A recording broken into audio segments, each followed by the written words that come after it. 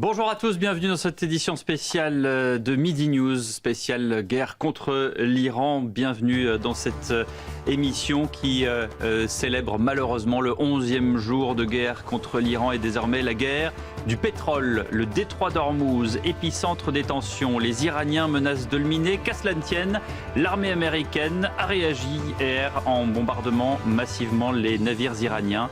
Les conséquences, c'est le prix à la pompe en France, surtout sur le gasoil, plus 40 centimes en une semaine. Roland Lescure le confirme. Pas question de baisser les taxes, dit Sébastien Lecornu, alors que nos voisins allemands vont puiser dans les réserves stratégiques. Oui, mais les annonces de certains pays s'inscrivent dans une réflexion extrêmement coordonnée, répond le ministre de l'économie, comprenne qui pourra. En attendant, l'essence est chère, les automobilistes trinquent. Emmanuel Macron n'avait-il pas dit « Moi aussi j'aime la bagnole ». Mais monsieur le Président, ce n'est pas que les Français aiment la bagnole, c'est qu'ils en ont besoin tous les jours. 85% d'entre eux l'utilisent tous les jours en forte majorité pour aller à leur travail. La guerre d'Ormuz, c'est la guerre du pétrole. Loin de Tintin au pays de l'or noir, les Français regardent avec désarroi les totems des stations. 2,10 €, 2,30 € jusqu'à 2,69 €, remarqué ce matin à Paris. On en parle dans ce Midi News, juste après l'information avec Somaya Labidi. Bonjour Somaya. Bonjour Pierre et bonjour à tous. Vous en parliez dans votre sommaire, le gouvernement multiplie la communication autour des prix de l'essence. Pas de problème d'approvisionnement, a martelé Roland Lescure, le ministre de l'économie, qui appelle les distributeurs à répercuter les baisses des tarifs du baril.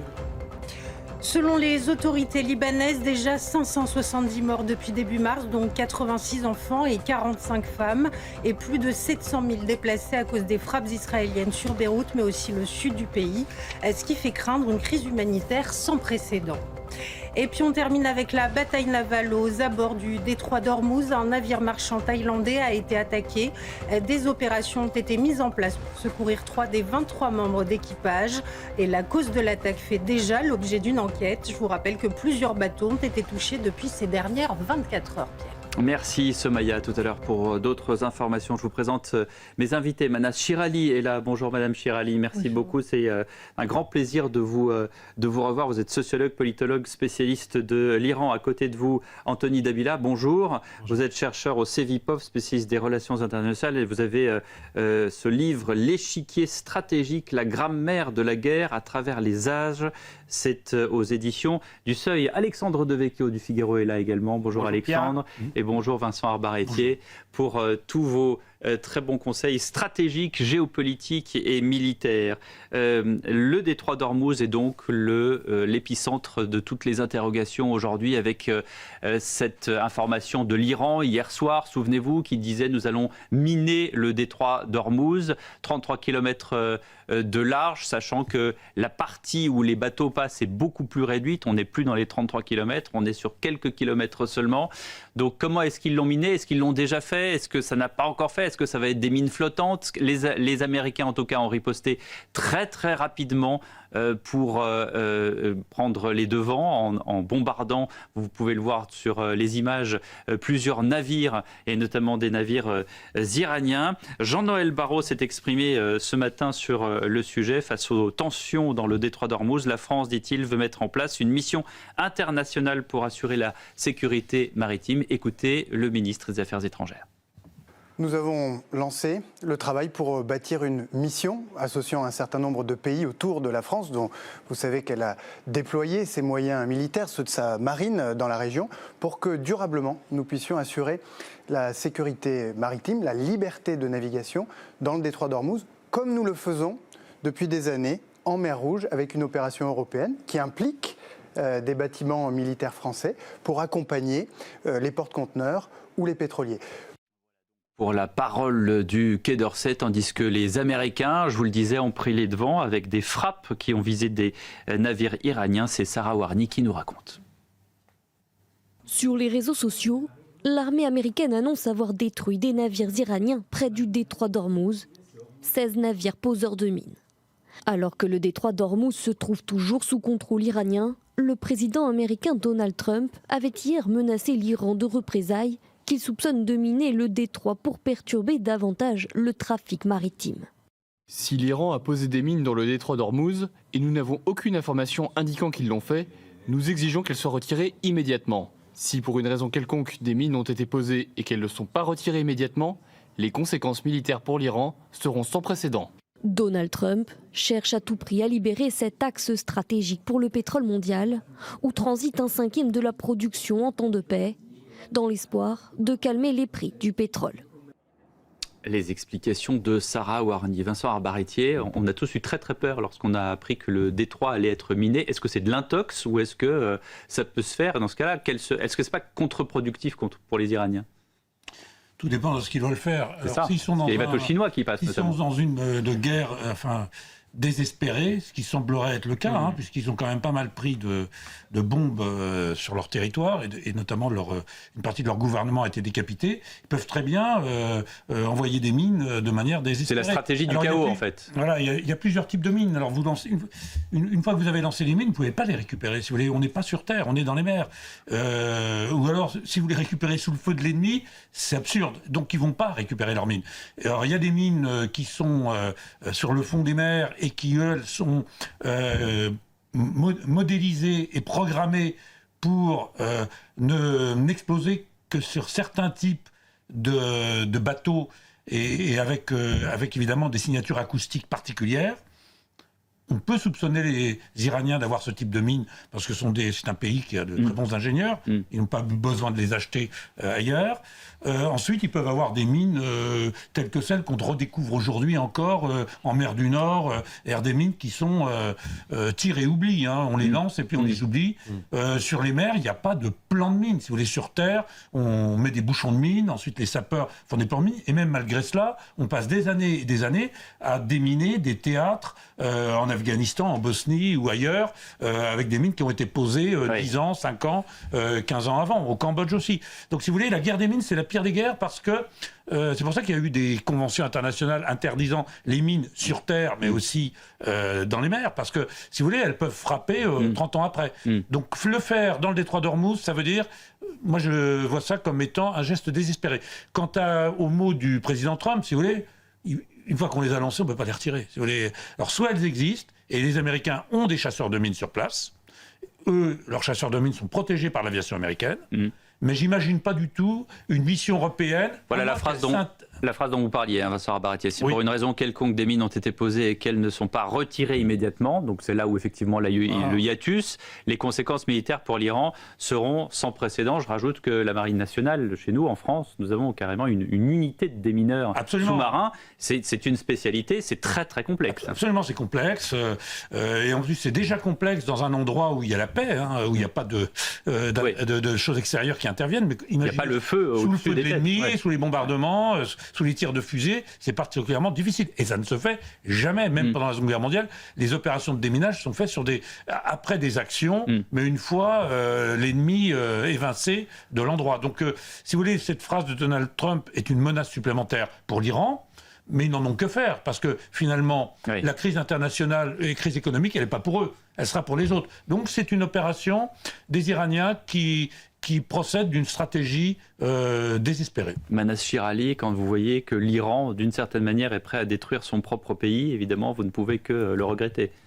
Ça fait plusieurs années que je le dis, que ces dirigeants, pour ces dirigeants, l'intérêt national des Iraniens ne rentre pas en ligne de compte.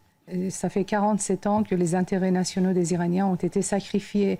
Et on savait que le jour où ils voient leur fin arriver, ils font, comme vous dites, à juste titre, ils vont employer une stratégie suicidaire. Et on voit que depuis une dizaine de jours, ils sont dans cette stratégie de suicide. Ils sont en train de liquider le pays. Et la seule chose qu'on peut leur demander aujourd'hui, les pays démocratiques peuvent demander aux dirigeants de la République islamique, c'est de se rendre, c'est de capituler. Il n'y a pas d'autre solution pour eux. On va en parler un peu plus tard dans cette émission, puisqu'il y a aussi cette injonction du président américain, mais aussi de la communauté internationale, c'est que les Iraniens se soulèvent.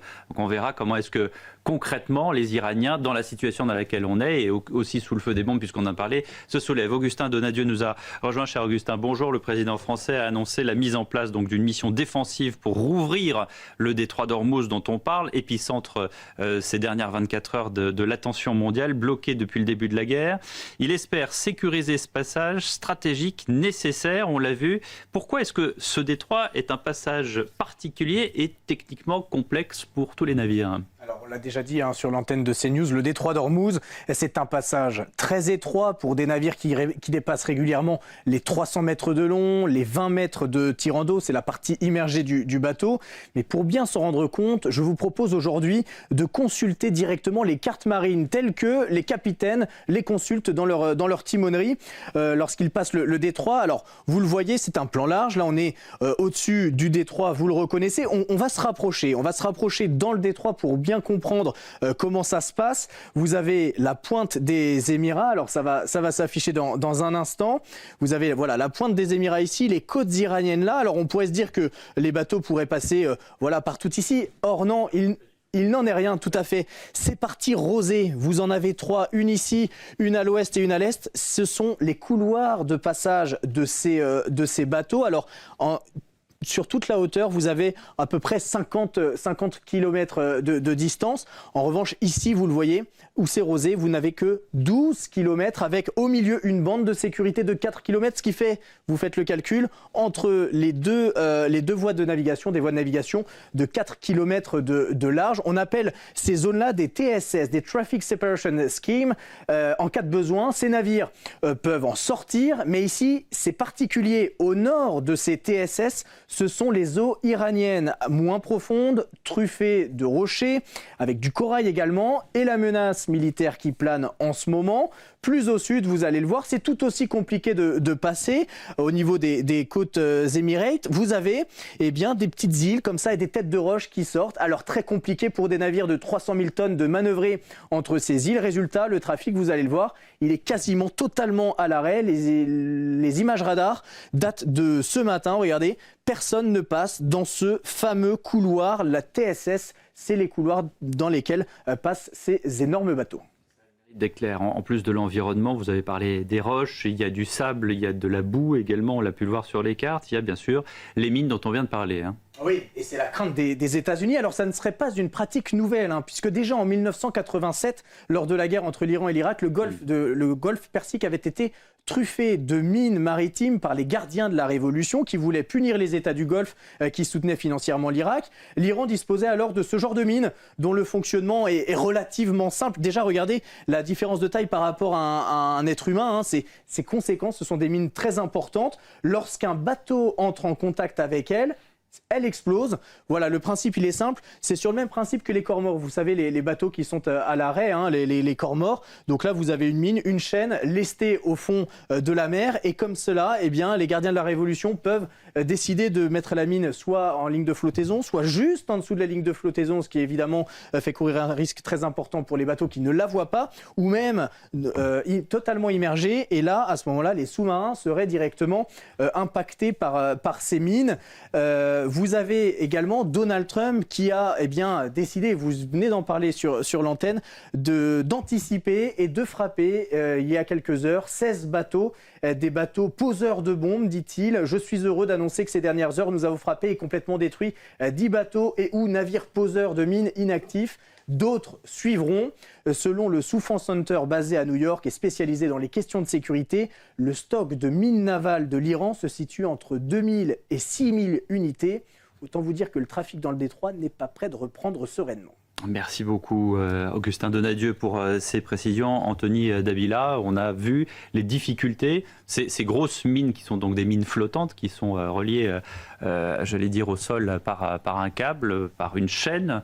On se croirait dans un mauvais film de guerre. C'est tristement la réalité en 2026 et l'épicentre des tensions mondiales. Tout à fait. J'ai pas énormément de choses à ajouter à l'excellent point technique qui vient d'être fait. Merci pour lui. Il appréciera, Augustin Donadieu. Et par l'invité aussi. Et par Vincent Abaretier. Mais ce qu'on peut dire, c'est que là, c'est pour être un test pour la solidité du régime.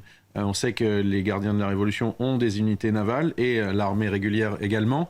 Et si l'ordre est donné, est-ce qu'il sera exécuté ? Ça pourrait être un moment de tension important au moment à l'intérieur, comme le fameux ordre de détruire Paris d'Hitler à la fin de la guerre, qui n'a pas été suivi. Je vous interromps puisqu'on va partir immédiatement à Tel Aviv avec nos équipes sur place. Valentin Rouillon, vous êtes sur place, vous venez de vivre une première alerte de la journée à Tel Aviv, Valentin.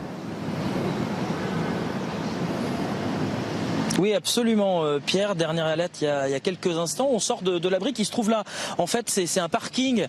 Donc on est descendu dans le souterrain du parking au -1 parce qu'il faut évidemment se protéger au maximum, essayer de descendre le plus possible. Une nuit aussi très mouvementée. 4 alertes, 2 à 1h du matin, 2 également à 4h.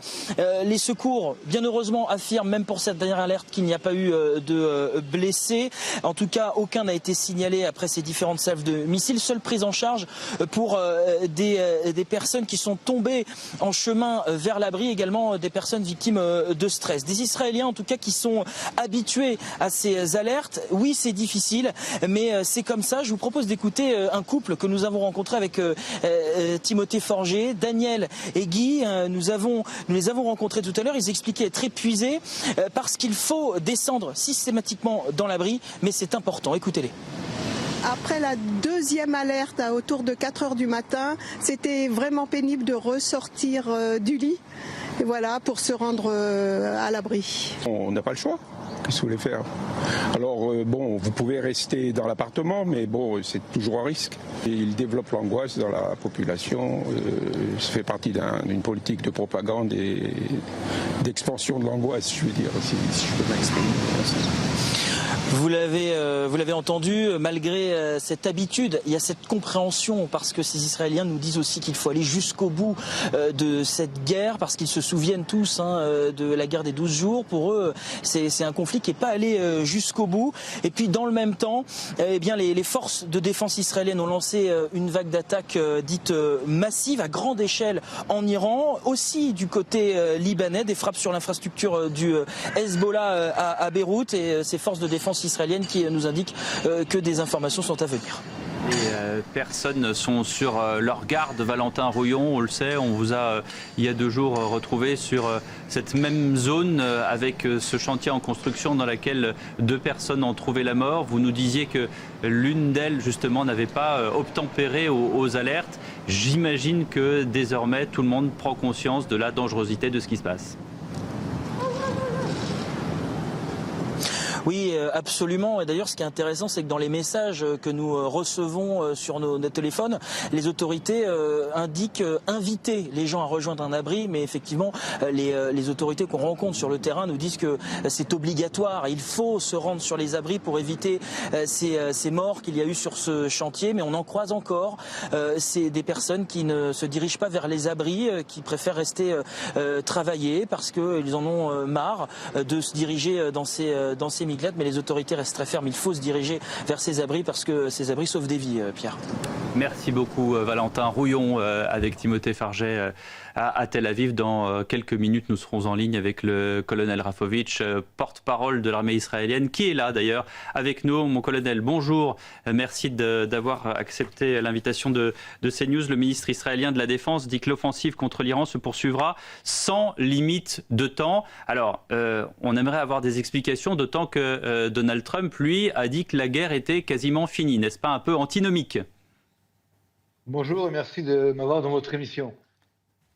L'opération contre la République islamique d'Iran, contre le régime de Mollah, est une opération qui, dès le départ, demande à être large au niveau de ses objectifs. Et donc, il est hors de question d'avoir un chronomètre en main.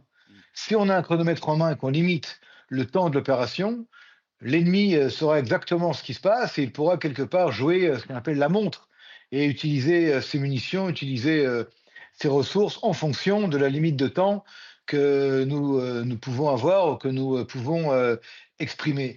Cette opération est une opération conjointe avec les Américains qui a 3 buts. Je le répète encore une fois. Éliminer la menace militaire nucléaire iranienne qui est toujours un potentiel existant, avec toujours 450 kilos d'uranium enrichi enfoui, caché quelque part. L'élimination, la réduction le plus possible, voire l'annihilation du programme balistique avec des milliers de missiles qui étaient présents. Une grande partie ont été détruits, mais d'autres sont encore enfouis et cachés dans différents endroits du territoire iranien. Évidemment, détruire les lanceurs. Nous savons aussi qu'il y a des lanceurs fixes et des lanceurs sur roues. Donc tout cela réuni oblige également, avec du renseignement précis, à continuer la campagne. Et puis, s'occuper des communications, des centres de commandement et de contrôle, et en fait de réduire... Désolé, je vais de vous couper. Le président de la République, Emmanuel Macron, prend la parole sur les détroits d'Ormuz. À cet égard, combien les Pays-Bas sont un grand partenaire en matière de défense et en matière stratégique. Et je vous remercie de cette décision immédiate. Nous allons donc nous déployer en Méditerranée orientale, en mer Rouge, dans le cadre de la mission Aspides, et aussi pour préparer la rouverture du détroit d'Ormuz.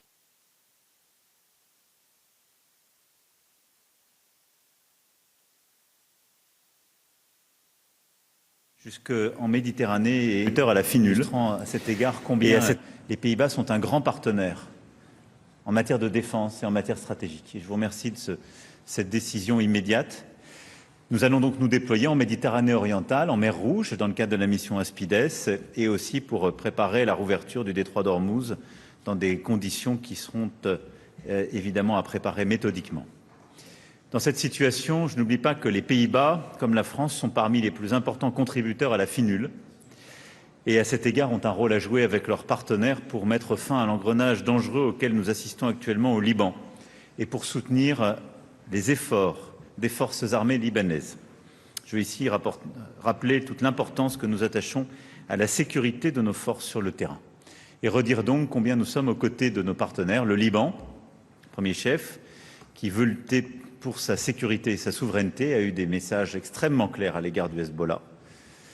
Et également combien nous souhaitons être aux côtés des Émirats arabes unis, du Qatar, de l'Arabie saoudite, du Koweït, de l'Irak, de la Jordanie, qui sont frappés directement par de nombreuses frappes, et sans oublier Bahreïn. Et nous avons déployé beaucoup de systèmes de défense et accompagné ces pays à travers les actions appropriées. Tout ceci, évidemment, ne détourne pas l'Europe de l'Ukraine. Vous étiez, il y a quelques jours à peine, aux côtés du président Zelensky. J'ai pu m'entretenir avec lui ces derniers jours, mais nous voulons ici réaffirmer notre soutien indéfectible à l'Ukraine, à sa souveraineté, notre détermination à veiller à ce que ses intérêts, comme ceux de l'Europe, soient pris en compte et préservés. Dans le cadre de la coalition des volontaires, nous avons fini la planification pour apporter des garanties de sécurité robustes à l'Ukraine. La priorité est maintenant de mettre en œuvre sans délai les 90 milliards d'euros de prêts à l'Ukraine que nous avons décidé au Conseil européen de décembre, et de pouvoir adopter le 20e paquet de sanctions et augmenter la pression sur la Russie, comme nous continuerons de le faire à travers nos actions contre la flotte fantôme. Au-delà de ces deux grands dossiers internationaux et européens qui, évidemment, sont la priorité du moment, nous allons continuer ensemble d'aborder les principaux enjeux de l'agenda européen, la sécurité et la défense, et renforcer ce pilier européen de l'OTAN auquel nous croyons. Je veux remercier les Pays-Bas d'avoir accepté d'engager un dialogue sur notre démarche de dissuasion nucléaire avancée, qui témoigne d'une véritable convergence stratégique entre nos pays, apportera un épaulement conventionnel réciproque par le renforcement des capacités européennes en matière d'alerte avancée, de défense aérienne, de frappe dans la profondeur. Et là aussi, nous engageons une page historique de la relation. Sur la compétitivité, nous voulons continuer d'avancer sur ce chantier ô combien essentiel, à la fois pour continuer à créer des emplois en Europe, mais pour renforcer notre indépendance sur le plan économique et technologique. Et donc une Europe qui simplifie, approfondit son marché unique, voilà donc pour la prise investit, une Europe qui sait se Voilà donc pour la prise de parole du chef de l'État à l'Élysée, qui donc a parlé de la situation militaire dans le détroit d'Ormuz. Alexandre Devecchio, on reconnaît là la verve et le verbe du président de la République. Oui, mais la verve est une forme d'impuissance aussi. C'est le problème, c'est le décalage. Oui. C'est quand on est quand on dispose de moyens relativement modestes, je pense qu'il faut être modeste dans son expression, sinon la communication est grandiloquente et ne fait que renforcer justement une forme de sentiment d'impuissance. Donc Emmanuel Macron, effectivement, s'exprime avec verve. Il a raison, malgré tout, d'essayer de peser que la France soit présente dans ce conflit-là, mais il faut qu'elle le soit à la hauteur de ses moyens, et peut-être qu'il clarifie aussi la position, parce qu'il est dans le en même temps, le président de la République. On n'a pas très bien compris s'il était avec les Américains et les Israéliens. Et donc avec la communauté internationale à laquelle il appartient accessoirement. Exactement. Ou s'il était, je ne sais où d'ailleurs, dans une position défensive, comme il le dit, on ne sait plus très bien qui est-ce qui défend. Et moi je pense que cette guerre nous concerne tout de même indirectement, puisqu'on a maille à partir avec, plus que maille à partir, on a été victime tragiquement de l'islamisme, directement visé par l'Iran, et je crois qu'on aurait tout intérêt en Europe, vu la situation plus particulière de la France, où l'islamisme est quand même très présent, que ce régime qui a diffusé l'islamisme dans le monde tombe. Donc je pense qu'il aura tout à gagner à être clair, le président de la République. Alors on s'attendait avec les experts, peut-être avec Vincent Arbaretti, en tout cas avec Anthony Davila, que le président annonce peut-être des manœuvres sur certaines frégates. On y reviendra peut-être dans un instant. Moi, ce que je constate aussi, c'est que chacun y va de sa pommade. C'est-à-dire que Pete Hegseth, que nous avons entendu hier pendant 35 minutes dans cette émission, il est dans un, narratif aussi auprès des électeurs américains qui ont élu Donald Trump, qui ne voulaient pas la guerre, qui ne comprennent pas pourquoi certains enfants sont américains. Je crois qu'il y a 108 blessés parmi les Américains à date. Il y a eu déjà 6 ou 7 morts, je crois. Donc ils ne comprennent pas ces victimes-là. Là, on a un président de la République qui se dit aux côtés du Liban, aux côtés des partenaires. Donc chacun y va d'une certaine manière, je ne sais pas si je peux utiliser cette expression, de sa pommade. Oui, de sa clientèle électorale, d'une certaine manière. Bon, après, la guerre est propice à une forme de propagande, ou en tout cas à un langage on ne peut pas dire toute la vérité quand on mène une guerre. Donc ça, c'est pas nouveau, mais c'est vrai que Donald Trump est en difficulté avec son propre électorat. Il devait être le président qui ne déclenche plus de guerre. Et c'est vrai que les Américains se sentent pas forcément directement concernés par cette guerre-là. Donc il faut faire un travail pour le président américain de pédagogie, d'explication, surtout qu'il a les mi-termes dans quelques mois. Et pour ce qui est de la France, je dirais moi-même que Emmanuel Macron est pris à contre-pied, parce que c'est quasiment une explication psychanalytique, mais moi je crois qu'il rêvait, Emmanuel Macron, d'être chef de guerre pour des raisons d'orgueil, oui, mais pas forcément la guerre qu'il avait prévue. C'est-à-dire qu'il voulait, il remettait tout le temps à l'agenda la guerre en Ukraine. Il voulait que l'Europe intervienne quasiment directement dans cette guerre-là, et finalement il est pris à contre-pied avec une autre guerre où il avait pris des positions, reconnu l'État palestinien, pris des positions assez finalement hostiles à toute intervention militaire. Donc il est pris entre son envie de vouloir en être et des propos, et une ligne politique qu'il avait commencé à défendre et qui n'était pas celle-ci. En tout cas, la guerre, elle est là. 2 drones sont tombés près de l'aéroport de Dubaï aujourd'hui, blessant 4 personnes sans perturber par chance le trafic aérien. C'est une série d'attaques qui survient après d'autres, après des frappes répétées. Pauline Trefzer avec Stéphanie Rouquier est à Dubaï depuis hier. Les attaques, Pauline, se multiplient. Oui, depuis hier, les attaques sont vraiment massives. L'Iran revendique d'ailleurs la plus grande attaque sur les pays du Golfe depuis le début du conflit. D'après le gouvernement, 2 drones iraniens se sont écrasés ce matin ici à proximité de l'aéroport international de Dubaï. Il y aurait au moins 4 blessés et dans le même temps, le régime islamique dit vouloir maintenant frapper les centres économiques et les banques américaines et israéliennes dans le Golfe. Et ce qui est paradoxal, c'est qu'il y aurait des milliards d'avoirs avoirs iraniens ici à Dubaï, la place financière la plus importante du Golfe. Parallèlement, l'Iran a frappé plusieurs navires commerciaux à travers le Golfe Persique, toujours avec cet objectif de déstabiliser l'économie pétrolière dans la région. Au nord d'Oman, une frappe sur un cargo thaïlandais a provoqué un incendie et obligé tout l'équipage à quitter le navire. Plusieurs personnes seraient toujours recherchées. Et au Bahreïn, ce sont des dizaines d'avions commerciaux qui ont été retirés du pays jusqu'à nouvel ordre par mesure de sécurité. Merci beaucoup Pauline Trefzer avec Stéphanie Rouquier à Dubaï pour CNews. On en parle bien sûr. Dans la prochaine demi-heure, on s'intéressera aussi aux conséquences directes de ce blocage du détroit d'Ormuz. En l'occurrence, vous qui essayez de faire votre plein d'essence, qui constatez jusqu'à 40 centimes d'envolée, notamment sur le gasoil, on en parle. Mais d'abord, les informations, les toutes dernières informations avec Somaya Labidi. À la une, près de 20 000 ressortissants français ont pu être rapatriés du Moyen-Orient depuis le 28 février grâce à des vols affrétés par l'État. Information révélée ce matin par Maud Bréjon, la porte-parole du gouvernement, lors du compte-rendu du Conseil des ministres. De son côté, le président turc appelle à la désescalade. Il faut mettre fin à cette guerre avant qu'elle n'embrasse complètement la région, a déclaré Recep Tayyip Erdogan lors d'un discours devant son groupe parlementaire. Nous poursuivons patiemment nos efforts pour ramener les parties à la table des négociations, a-t-il affirmé. Et puis on termine avec les images de l'hommage du pape François après la mort hier d'un prêtre maronite d'une paroisse chrétienne du sud du Liban.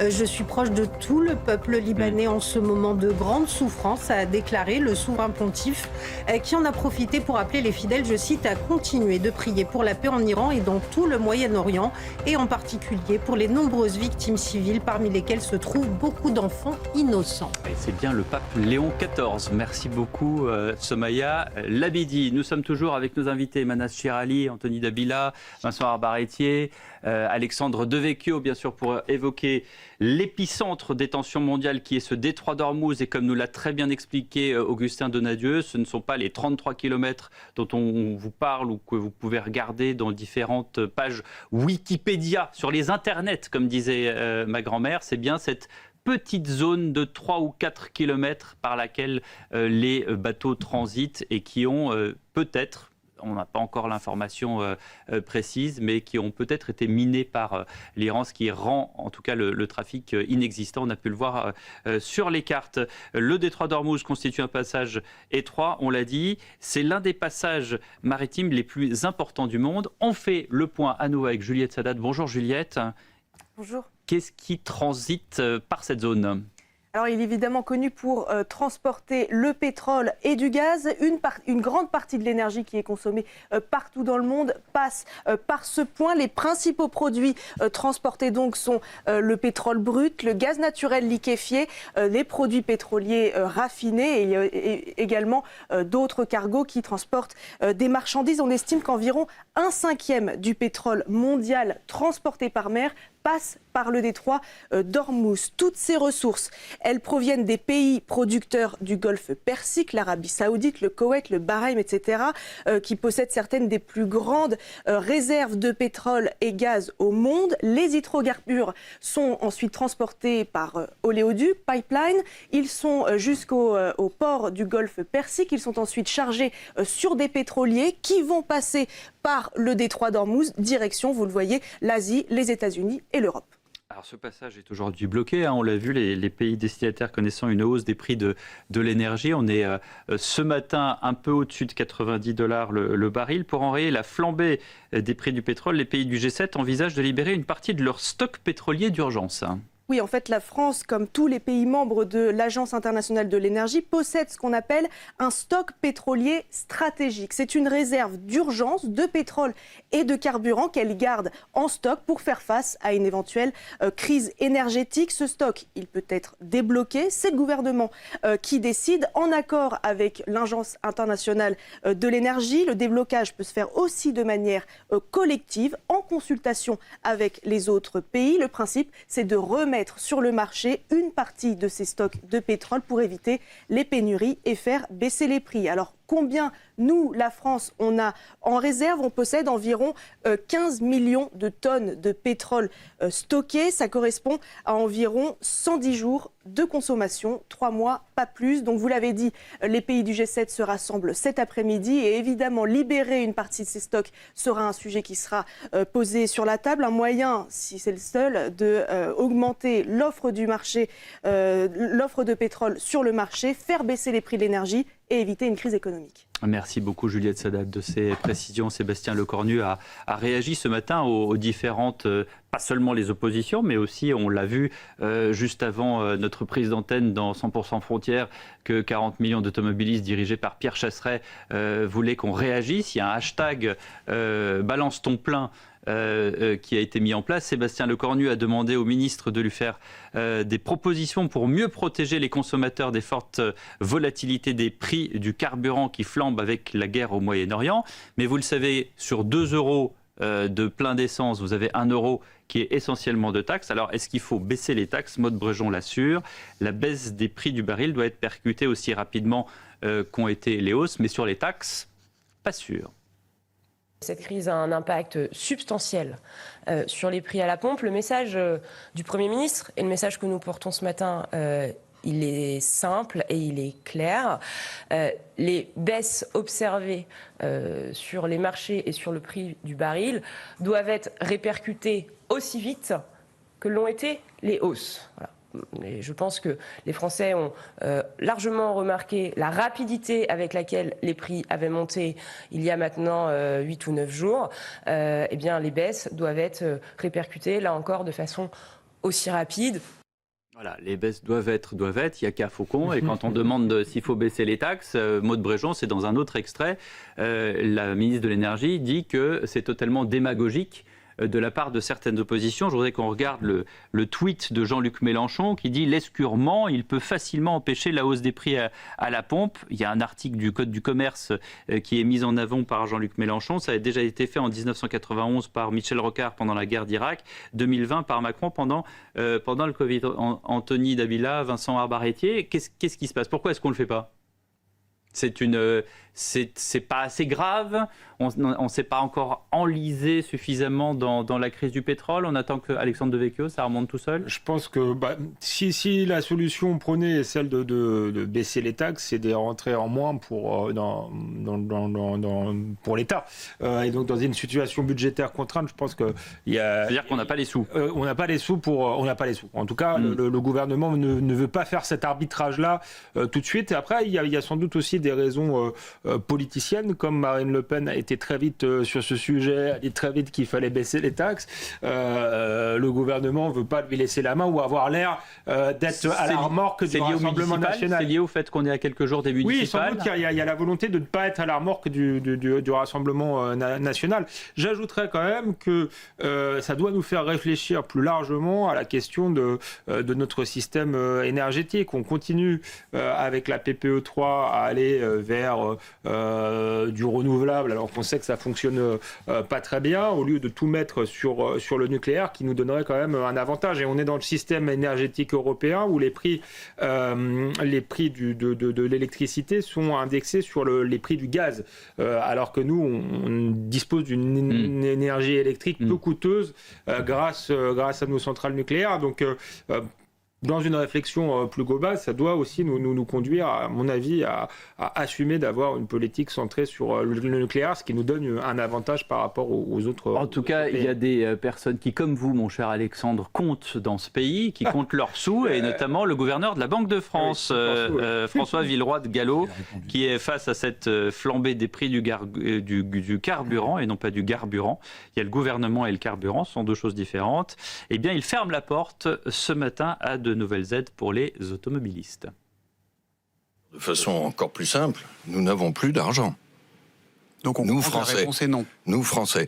Alors on parle de certains pays, on parle parfois de l'Italie qui envisage des choses comme ça. D'abord, l'Italie est dans une situation plus favorable que la nôtre, sur le plan de ses finances publiques. Puis si vous me permettez de le dire avec un sourire, on parle toujours, nous, Français, des autres pays quand ils font des dépenses supplémentaires. On devrait aussi parler d'eux quand ils font des économies. Hein. Or là, nous pouvons aller prendre de l'inspiration. Si nous creusions encore les déficits et la dette, ça va pénaliser les Français eux-mêmes. Pourquoi ? Parce que ça se traduit par une montée des taux d'intérêt, ce qu'on appelle à long terme, c'est-à-dire à 10 ans et plus. Voilà, donc la parole du gouverneur de la Banque de France, parole pas seulement de comptable, parole d'homme de bon sens, Anthony Labilla. Oui, tout à fait.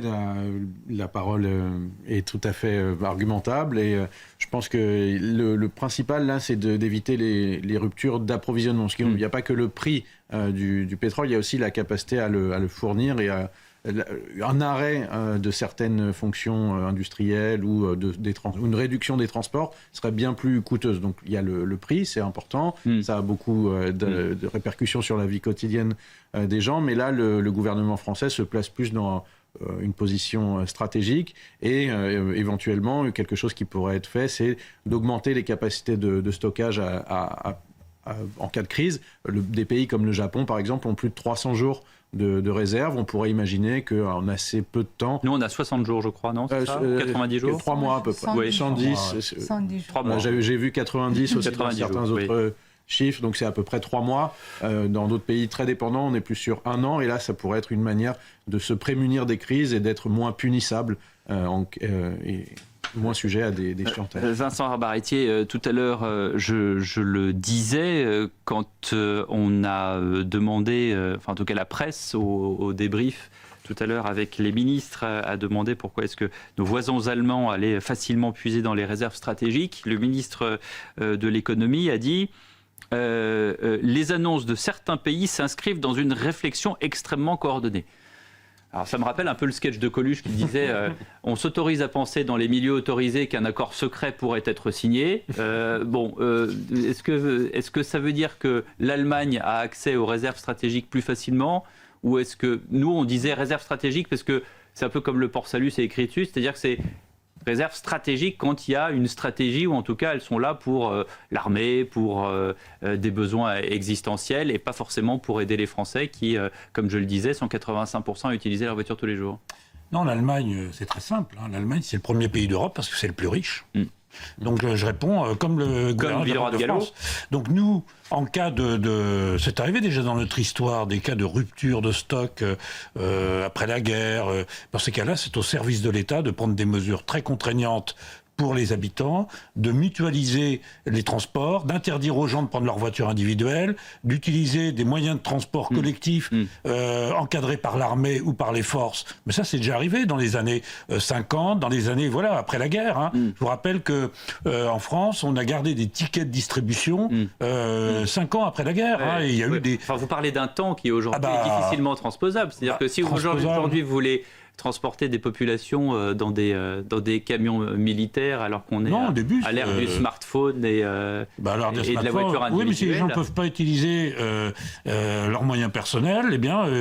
c'était une époque où tout le monde n'avait pas une voiture. L'Allemagne, il y a un autre... je connais un peu, j'ai vécu un certain nombre d'années. L'Allemagne, ils ont des réflexes collectifs aussi. Vous dites aux Allemands... vous mutualisez vos moyens de transport, ils le font. Oui. Donc France, si vous voulez, je sais pas, mais peut-être que notre gouvernement, si vous le dites, c'est que vous le savez. Le général de Gaulle disait c'est difficile de gouverner un pays avec 250 fromages, 300 fromages différents. Peut-être qu'il y a là une part de vérité. Oui, enfin, quand même, ce que vous dites est très intéressant parce que ça veut dire tout simplement que la France en est revenue à l'après-guerre ou au tiers-monde, en fait. C'est ce que vous nous expliquez. Non, mais on n'a pas d'argent. Ouais, mais de la France dit qu'on n'a pas d'argent. Ça dit quelque chose sur comment nos grands experts, parce qu'ils continuent à expliquer que ce sont des experts, on conduit la politique. Enfin, c'est dramatique. Depuis 30 ans, 40 ans. On paye 40 ans, on paye la facture de 40 ans d'incompétence crasse. Manasse Chirali. Alors moi, je voulais tout simplement rappeler qu'on est au 11e jour de la guerre. Ce n'est pas 11 semaines, ce n'est pas 11 mois, ce n'est pas 11 ans. C'est une guerre qui n'a pas l'air vouloir durer parce qu'en face de deux grandes armées extrêmement puissantes, il y a un régime qui est déjà à terre, un régime qui a déjà perdu sa tête au sens figuré qu'au sens propre. Et là, on est en face des unités militaires avec leur capacité de nuisance et leur dernière carte à jouer, la fermeture de détroit Hormuz. Je me demande après l'ouverture du détroit d'Ormuz, qu'est-ce qu'ils peuvent faire d'autre pour embêter le monde? Ça va être un peu difficile. C'est vous qui savez mieux que nous, vu que vous connaissez malheureusement ce régime terrible. Je le connais beaucoup mieux que nous. En fait, c'est pourquoi, en fait, c'est la raison pour laquelle je suis particulièrement optimiste. Particulièrement optimiste. Vous pensez on est encore... on est à l'abri de nos surprises ou encore... Non, je pense que c'est vraiment... ce n'est pas une guerre destinée à être durée. Ça va quand bientôt le colonel finir. Rafovitch tout à l'heure, et je m'en excuse d'ailleurs au porte-parole de Tsahal tout à l'heure de l'avoir coupé parce que le président de la République prenait la parole, mais il nous a dit quelque chose d'intéressant. Il nous a dit, vous comprenez, c'est un conflit, on n'a pas à avoir un chronomètre dans la main. Ça durera le temps que ça durera. On le dit depuis le début de cette guerre. Les Américains disent... vous inquiétez pas, ça va finir. Et on l'a dit avec Alexandre Devecchio, c'est un argument électoral pour les midterms notamment. Et les Iraniens, ils disent, on va finir le boulot. Ça mettra le temps que ça fasse. Les Israéliens, pardon, ça mettra le temps qu'il faudra. Le colonel a parfaitement raison et je pense que neutraliser la capacité de nuisance de la République islamique prendra un temps. Ce n'est pas du jour au lendemain qu'on peut éradiquer un régime qui a duré pendant 47 ans. Donc, mais quelle est la carte à jouer? C'est à part la fermeture de détroit d'Ormuz. C'est un détroit qui va bientôt être ouvert, tout simplement, parce que avec tout, hier, ils ont abattu 16 navires iraniens et ils sont en train de bombarder le reste de leurs forces navales, qui ne reste pas grand-chose d'ailleurs. Et donc, les endroits les plus stratégiques de la République islamique partout en Iran ont été bombardés, détruits. Là, maintenant, le niveau de bombardement se situe en un autre troisième niveau, si puis-je me permettre. Ils sont en train de faire des frappes très, très précises sur les centres de répression urbaine. Et là, la seule chose que j'ai entendue qui était extrêmement importante à mes yeux, c'est que le prince Reza Pahlavi a demandé aux Iraniens de rester chez eux, ne pas sortir. Et le moment venu, il va leur dire quand il faut sortir et prendre les rênes du pouvoir. Et ça, c'est intéressant. On en parlera dans la deuxième partie de l'émission à partir de 14h sur CNews. Oui, Alexandre Devecchio. Non, j'aimerais rebondir sur ce qui a été dit. D'abord, sur le temps, effectivement, fixer un temps limite, ce serait donner un avantage à l'adversaire. Donc, je pense qu'on ne peut pas donner de durée à une guerre, d'abord parce que c'est compliqué, et puis en plus ce serait dire à l'adversaire lundi prochain si on n'a pas fini on arrête tout, ce qui serait absurde. Mais ce qui a été dit est aussi intéressant parce qu'on est effectivement dans une stratégie jusqu'au boutiste et désespérée, donc ça peut être très angoissant, mais c'est aussi le signe que ce régime va très mal, et je trouve que ça donne raison à ceux qui voulaient faire cette guerre-là, parce qu'un régime qui est capable d'embraser la terre entière pour essayer de se survivre, ou même entraîner le monde entier dans le chaos parce qu'ils sont eux-mêmes en train de tomber, c'est un régime, on ne peut pas se permettre de continuer avec et que ce régime ait éventuellement un jour une arme nucléaire, vous imaginez. Donc je trouve que la stratégie du régime donne plutôt raison à ceux qui veulent s'en débarrasser à tout prix, parce que c'est une menace, sans vouloir faire de point Godwin, effectivement, ça rappelle le jusqu'au-boutisme de l'Allemagne nazie, allant jusqu'à vouloir raser Paris, quand bien même son avenir était désespéré. Ouais, épisode de l'histoire d'ailleurs assez intéressant avec l'ambassadeur de Suède qui a réussi à convaincre le commandant nazi dans une longue soirée à l'hôtel Meurice qui à l'époque était occupé et qui a réussi à le faire renoncer de plastiquer Paris au dernier jour de guerre. Surtout le lancement des fusées des V2 qui étaient des armes de représailles contre Londres, d'une manière tout à fait énorme, avec beaucoup de fusées qui ont été lancées depuis la France, avant même qu'évidemment que les Alliés ne puissent accéder à leur rampe de lancement. Donc il y a aussi un travail de diplomatie. Je signale par ailleurs que tout à l'heure on a appris, alors on ne sait pas où ça en est,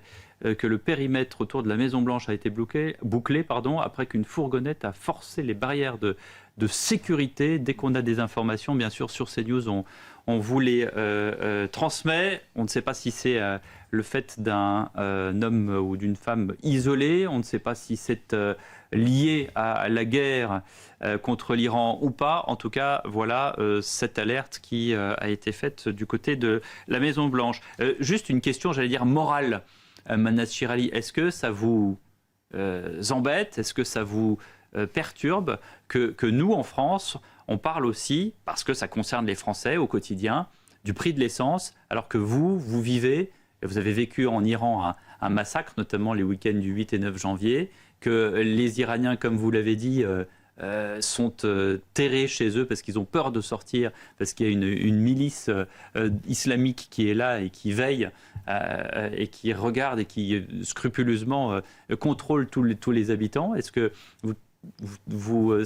ça vous ennuie pas? Pardonnez-moi, je suis presque à vous demander la permission de savoir si on peut parler aussi de nos problématiques liées à ce détroit d'Ormuz. Je me sens, pour le dire, indignée de voir que les Français ne voient pas à quel point, enfin pas tous les Français évidemment, mais en tout cas une partie, ne voit pas à quel point cette guerre était importante. Il fallait qu'il ait lieu, il fallait démanteler ce régime. C'était nécessaire, c'est un régime terroriste, dangereux, pas seulement pour les Iraniens, pour la planète entière, comme vous venez de le dire. Ces comportements récents montrent à quel point ils sont dangereux. Et ce danger cache, en fait, est beaucoup plus important que le prix d'essence. Et c'est un régime qui vient de massacrer plus de 50 000 de ses jeunes. C'est un régime qui n'hésite pas encore aujourd'hui à tirer sur ses habitants. Ahmadreza Roudan, le chef de police iranienne, il a dit hier qu'on va vous tuer tous parce que tous ceux qui manifestent sont des espions étrangers. Donc c'est un régime épouvantable pour le 21e siècle, pour le monde civilisé. Je ne sais pas comment on peut hésiter une seconde à ne pas le renverser. Comment ne pas hésiter une seconde à lui faire guerre. Et d'ailleurs, je termine tout simplement pour dire que la guerre contre l'Iran, pour moi, ce n'est pas une guerre contre l'Iran. C'est une guerre en faveur des Iraniens. C'est une guerre pour l'Iran. C'est une guerre contre la République islamique. Bon, bah écoutez, on va voir si on change nos intitulés pour mettre pour les Iraniens, la guerre pour les Iraniens. En tout cas, contre le régime, effectivement, contre le régime, et pas contre les Iraniens, pas contre l'Iran, en tout cas, qui sont effectivement un grand peuple. Je pense que nos téléspectateurs ont bien compris que c'était contre la République islamique. Oui, en effet. Vincent Arbaritier. Oui, absolument. Je suis tout à fait d'accord avec Madame. D'ailleurs, je pense que là, bien sûr, on est chacun centré sur son propre confort. D'ailleurs, c'est ce que j'appelle l'ère Netflix. On est tous à regarder nos épisodes Netflix, à regarder notre smartphone. Moi, j'étais enfant dans les années 70, adolescent dans les années 70. Personne ne voulait entendre parler de la guerre, sinon chez les autres. Personne, quand je disais que je voulais être militaire, mais tous mes entourages me disaient militaire, d'abord, c'est pas un salaire extraordinaire, et puis qu'est-ce que vous voulez perdre votre temps dans l'armée? Non, c'est un problème de valeur. Et notre monde occidental, ça commence à revenir en arrière, a perdu cette notion de valeur, de vivre dans une démocratie ou de vivre dans un pays de dictature, cette notion de liberté, le prix de la liberté, ça c'est quelque chose, alors on le voit chez les autres, mais ça ne nous impacte que lorsque, évidemment, on est confronté au sujet. Et je veux dire, bon, sur l'affaire... oui, du bandeau, oui. Ah ben on va pas commencer à critiquer les bandeaux de CNews. Mais c'est vrai qu'on n'est pas en guerre contre l'Iran, parce que c'est un peu comme si les Américains avaient mis en guerre contre la France avant de débarquer le 6 juin. Je pense que les téléspectateurs comprennent que c'est contre la République islamique, Anthony Dabil. Oui, alors on peut... Évidemment, c'est très important et la réaction des opinions publiques françaises, européennes, américaines est tout à fait importante. Mais il y a des opinions publiques dont on parle moins, c'est celle des alliés de l'Iran et notamment celle des dirigeants de l'économie chinoise qui pourraient être très mécontents d'un blocage du détroit d'Ormuz. C'est-à-dire si le blocage est effectif, ça impactera beaucoup en premier lieu la Chine et les autres pays. Ils sont dépendants du pétrole à 80%. Voilà, donc c'est vraiment considérable. Et je crois que le pétrole qui vient du détroit d'Ormuz, c'est 45 à 50% de la consommation chinoise. Donc c'est vraiment très important et un acte un peu jusqu'au-boutiste pourrait précipiter la fin des alliances et l'isolement final de l'Iran. Alexandre Devecchio. D'une certaine manière, si on était un peu cynique, Trump fait une pierre de coups puisqu'il attaque le régime islamique d'Iran, mais un autre ennemi quand même des États-Unis et peut-être de l'Occident, c'est la Chine. Donc s'il peut affaiblir la Chine et diviser... Vous faites de l'humour, mais c'est peut-être totalement calculé. C'est peut-être totalement calculé. Et d'ailleurs, ça montre aussi la fragilité de ce qu'on appelle le Sud global. Justement, on dit que la Russie, l'Iran, la Chine et d'autres pays sont alliés. Ils ont quand même des intérêts stratégiques extrêmement différents. Et on voit que cette alliance est fragile dès lors qu'elle se heurte au mur du la Russie en profite. La Russie en profite aussi indirectement. Voilà où c'est complexe. C'est-à-dire qu'ils ont chacun leur intérêt propre et confrontés à la guerre et aux réalités. Si le cours du Brent augmente à New York, c'est sûr que la Russie vendra plus de pétrole. Sera contente et certains autres pays de la région aussi. Vincent Abad. Maintenant, ce qu'il faut quand même noter, c'est notamment dans votre chaîne, chaque fois que vous interrogez une journaliste de Chine Nouvelle ou liée à Chine Nouvelle, eux prétendent le contraire et disent qu'il y a des pipelines qui permettent de contourner, on ne sait pas trop comment, passant par l'Asie centrale sans doute. Et c'est vrai, et moi ce que je pensais après le Venezuela et le déclenchement d'Iran, je me dis tiens, Donald Trump essaie d'éviter le piège de Thucydide. C'est-à-dire, au lieu de faire la guerre directement à la Chine, il va d'abord affaiblir la Chine et peut-être se mettre en même temps la Russie dans sa poche, au détriment peut-être malheureusement des Ukrainiens, voire des Européens, pour essayer d'étouffer la Chine avant peut-être de l'affaiblir et de lui faire la guerre, peut-être, enfin de lui faire la guerre ou pas, mais de faire en sorte que les États-Unis restent la première puissance mondiale. En tout cas, prix de l'essence, prix du gaz également, puisque se transite également le gaz naturel liquéfié par ce détroit d'Ormuz. Et n'en déplaise à Madame Chirali, le conflit au Moyen-Orient impacte bien plus qu'on ne le pense. Depuis 10 jours, les boulangers qui utilisent des fours à fioul voient le prix du litre exploser. Laurent Sélarié est allé à la rencontre d'un boulanger du Val d'Oise qui cherche des solutions pour limiter les coûts sans augmenter le prix des baguettes et autres pains au chocolat. Il espère surtout que la situation ne va pas durer. C'est un récit de Sharon Camara sur les images de Laurent Sélarié. Dans cette boulangerie du Val d'Oise, les baguettes et les pâtisseries sont faites à l'intérieur de ce four à fioul qui a plus de 50 ans. Si l'activité rencontre un franc succès auprès du public et des professionnels, ces derniers jours, c'est l'inquiétude qui règne. En cause, la situation au Moyen-Orient qui impacte le prix du fioul, obligeant le propriétaire à s'adapter. On modifie un peu notre système de cuisson pour essayer de faire quelques économies.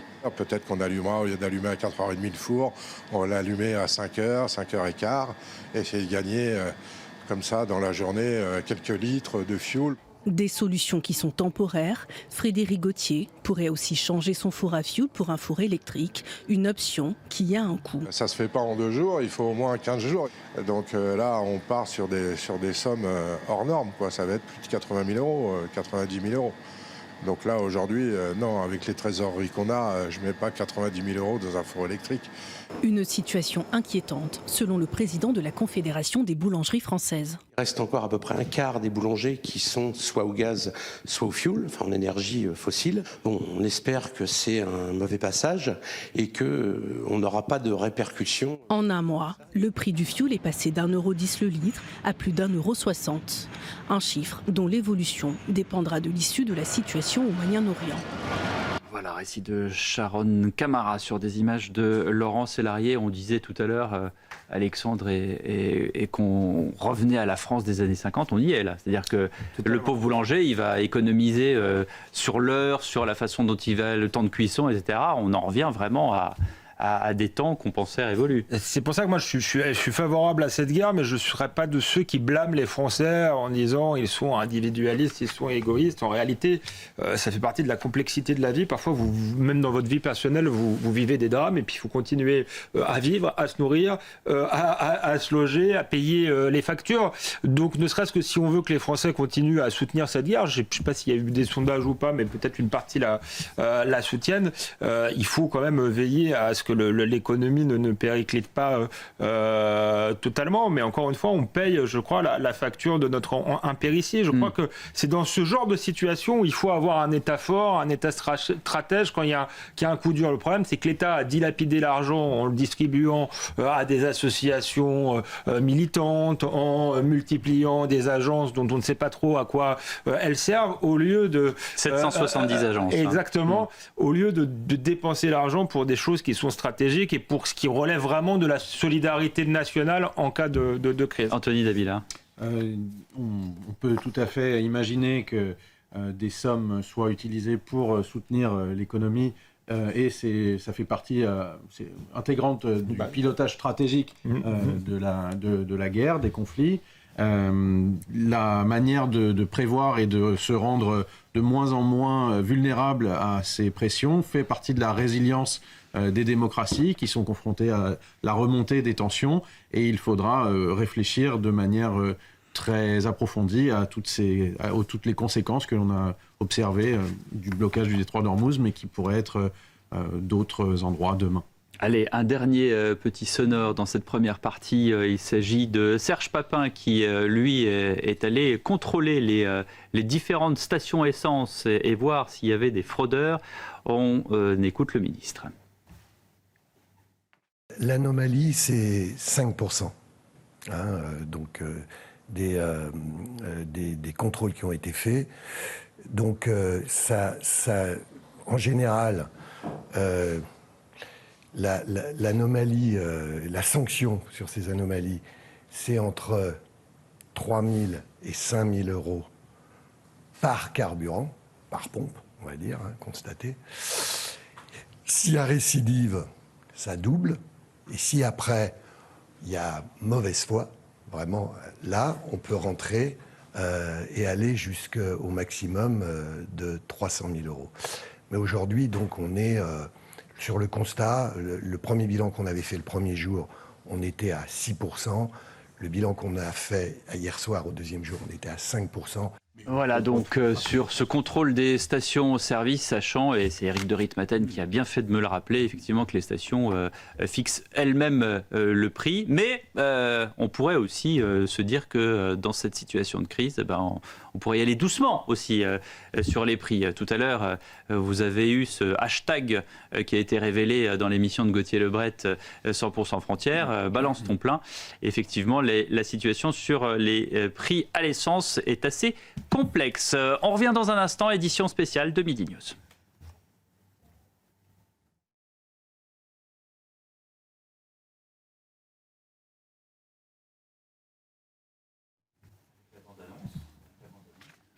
Et bien alors c'est tout de suite le journal avec Somaya Labidi. Et on commence par le torchon qui brûle entre l'Espagne et Israël. Les relations diplomatiques entre les deux pays sont désormais rompues puisque le gouvernement espagnol vient officiellement de mettre fin aux fonctions de l'ambassadrice d'Espagne en Israël. La diplomate avait déjà été rappelée à Madrid depuis septembre 2025 sur fond de tensions entre les deux pays.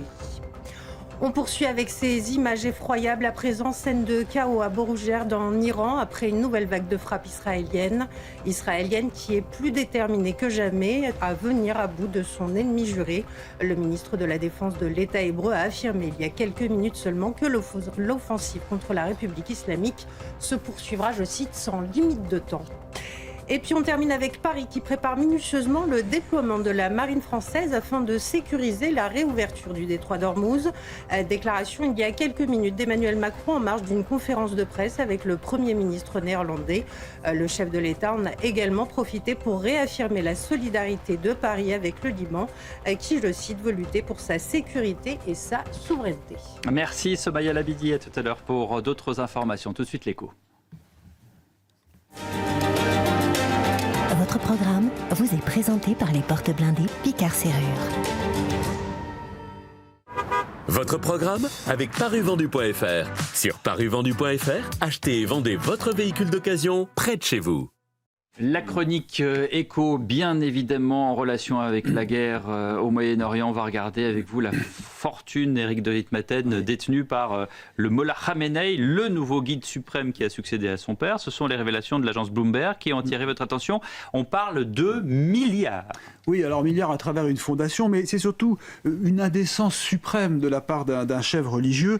Alors selon l'enquête rapportée par l'agence Bloomberg, le Mollah possède une douzaine de propriétés à Londres, dont une d'ailleurs à côté de l'ambassade d'Israël. Il sera à la tête d'un empire immobilier évalué à 100 millions de dollars avec des sociétés opaques pour éviter que son nom apparaisse. D'ailleurs, il aurait utilisé un intermédiaire milliardaire, banquier et roi de l'immobilier dans le Golfe pour servir d'écran. Et les Anglais, dans leur enquête, confirment que c'est pourtant bien l'ayatollah en question qui est à la tête de cette fortune. Comme le rapporte en détail notre confrère Le Figaro ce matin dans son édition en ligne, ce Mollah, aidé par son ami, aurait investi dans des hôtels aux Baléares, en Allemagne et dans des appartements à Paris. Et même les sanctions infligées par les Américains n'auraient pas permis de bloquer tout ce pactole. Donc vous voyez une fortune considérable, chiffrée en milliards, si l'on tient compte de l'argent bloqué dans les fondations. Et l'argent serait caché dans des fondations humanitaires. Oui, il faut vraiment bien insister, humanitaire. Comme disait ce matin un expert en sécurité, Claude Moniquet, qui intervient sur CNews, on parle de milliards détournés de l'argent du pétrole. Et comme souvent, vous savez, dans les dictatures, c'est pas le peuple qui en profite de la manne pétrolière ou de la manne des riches sous-sols. Au Moyen-Orient, l'Iran est un exemple de plus. Les milliards du pétrole n'ont pas ruisselé dans le pays, mais dans la poche des chefs religieux. Et tout cela au détriment du peuple. Je rappelle que le PIB par habitant en Iran est à 20 000 dollars par habitant. Alors le pays est énorme, c'est sûr, mais classement du FMI numéro 65, alors que l'Iran, rappelez-vous, était un pays extrêmement riche avant la révolution islamique. Voilà, écoutez, il y avait l'Empire persan, Pierre, vous avez dû suivre ça avec les chats, avec les fastes de Persépolis, pendant 2500 ans. Eh bien là, depuis 1979, depuis la révolution islamique, un peu plus de 40 ans, il y a désormais l'Empire de l'argent, celui des mollahs. C'était la chronique écho d'Éric de Ritmaten. Votre programme vous a été présenté par les portes blindées Picard Serrure. C'était votre programme avec paruvendu.fr. Sur paruvendu.fr, achetez et vendez votre véhicule d'occasion près de chez vous. Sont à table pour cette deuxième heure de Midi News, toujours Vincent Arbaretier, Alexandre Devecchio qui m'accompagne, Manas Chirali. Vous êtes, je le rappelle, pour ceux qui nous rejoignent, vous êtes sociologue, vous êtes politologue, spécialiste de l'Iran et notamment de la jeunesse iranienne. Dora nous a rejoint, également Dora Abdelrazik, bonjour, journaliste internationale de CNews. On parlait de l'argent des mollahs. On a beaucoup jasé sur les collections de voitures automobiles du Shah d'Iran. Vous avez vu avec Éric de Ritmaten que pour les mollahs, il n'en est pas moins, en tout cas, il y a évidemment énormément de richesses, notamment en immobilier. Pendant ce temps, avec cette guerre, des centaines de personnes fuient vers la frontière turque. Certains ont quitté leur ville après les bombardements et d'autres après avoir perdu contact avec leurs proches. C'est un sujet de Félix Perolaz. C'est ici, dans la province turque de Van, que des centaines de personnes sont arrivées ces derniers jours. Devant le poste frontière de Kapikoy, à quelques centaines de mètres de l'Iran, des familles iraniennes franchissent la frontière, épuisées. Quand les bombes ont commencé à tomber, nous avons compris que la guerre avait commencé. Alors nous sommes venus en Turquie. Certains ont parcouru près de 800 km depuis Téhéran pour fuir le régime islamique. Les gens ont peur de descendre dans la rue. Ils n'ont pas peur des États-Unis. Malheureusement, ils ont peur de leur propre gouvernement. À leur arrivée, beaucoup cherchent à rejoindre Van, la ville la plus proche, située à 2 heures de route. Mais certains tentent le chemin inverse pour retourner en Iran. C'est le cas de Leila.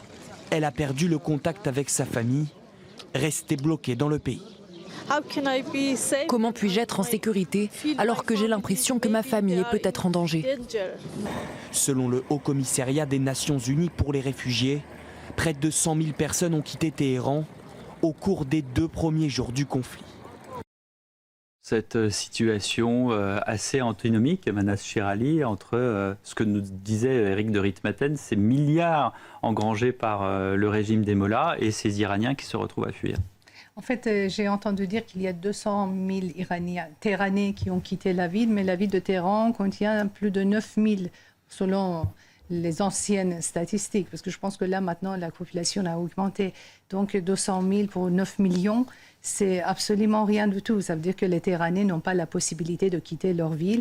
Cela dit, malgré toutes les difficultés, les échos que j'ai reçus mon contact en Iran, je vois qu'à quel point les frappes font plaisir aux Iraniens. À quel point? Parce que ce sont les centres de renseignement du régime qui ont été visés.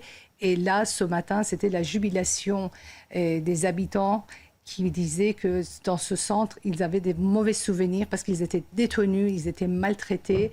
Et donc, encore après 12 jours, 11 jours, malgré toutes les difficultés, malgré tous les inconvénients, je dois dire que les Iraniens, une grande partie d'entre eux, en tout cas ceux avec qui je suis en relation, soutiennent cette guerre. Dora Abdelrazik, on n'a pas d'image, en tout cas récente, de Khamenei, du nouveau Khamenei. C'est un fantôme. Exactement, c'est un fantôme. Je crois que les autorités ont dit qu'il allait bien, qu'il était blessé mais qu'il n'était pas mort. Est-ce qu'on a des nouvelles de Khamenei? Alors, les seules nouvelles qui nous parviennent, c'est du côté iranien, avec le fils du président iranien qui a déclaré qu'il était sain et sauf, blessé. Ça, on sait qu'il est blessé, mais sain et sauf. Les Israéliens aussi avaient déjà mentionné le fait qu'il avait été blessé dans la frappe du 28 février.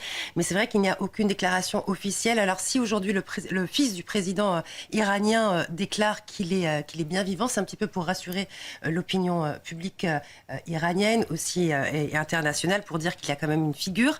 À noter qu'hier, pour la première fois, les médias iraniens ont mentionné le terme de Janbaz, n'est-ce pas? Janbaz, exactement, qui veut dire être blessé.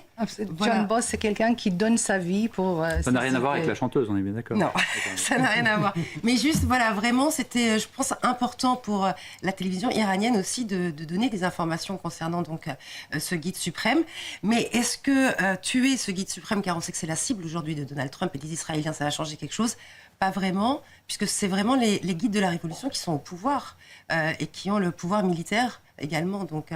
Donc si on le tue, vous voulez dire, Dora, qu'il y aura de toute façon une autre solution de rechange pour le régime des gardiens de la révolution? On coupe la tête, ça va repousser. C'est l'hydre à plusieurs têtes. Je pense que c'est plus un symbole, un guide symbolique aujourd'hui. Il n'a pas de Madame pouvoir. Shirali. Non, tout le pouvoir est entre les mains des guides. Et son père il était omnipuissant dans ce pays. Lui, il n'est même pas vivant. En fait, le problème, c'est qu'il n'est même pas vivant, parce que comment on peut être un guide sans être devant les caméras, sans faire une déclaration? Le fait est qu'on a annoncé qu'il est blessé. On se demande s'il n'est pas grièvement blessé ou s'il n'est pas carrément mort. Mais je voulais juste vous rappeler un épisode historique, fin 19e siècle. C'était dans Saladin Shah, le roi Qajar, qui était à l'anniversaire de 50e année de son règne. Il reçoit une balle dans le cœur et il meurt sur place. Alors, on fait tourner son cadavre en ville pendant des heures et des heures, en faisant coucou avec la population, alors qu'il était déjà mort. Et on a caché sa mort pendant 48 heures. Ensuite, Khomeini, quand il meurt, on cache sa mort pendant plusieurs jours. Le chef des Moudjahidines du peuple, le groupe qui a été considéré comme groupe terroriste, l'opposition au régime, il a un chef qui s'appelle Massoud Rajavi, qui est mort depuis on ne sait pas combien d'années, mais on ne dit toujours pas qu'il est mort. Pour vous dire que c'est une tradition iranienne de ne pas annoncer la mort et continuer à faire croire qu'ils sont encore vivants. Qu'il y a quelqu'un et qui est là et qui représente l'autorité. Vincent Arbaretier, dans l'armée, comment est-ce qu'on fait pour... avec les services de renseignement pour essayer de taper, justement, alors qu'on n'est absolument pas certain si cette personne est encore vivante ou pas? C'est un numéro d'équilibriste. Vous parlez des Israéliens ou des Américains? Des armées occidentales en général, et de votre expérience aussi dans l'armée française. Non, en fait, les armées, ce que je voulais bien dire, c'est que cette planification qui est faite et cette conduite des opérations n'est pas que militaire.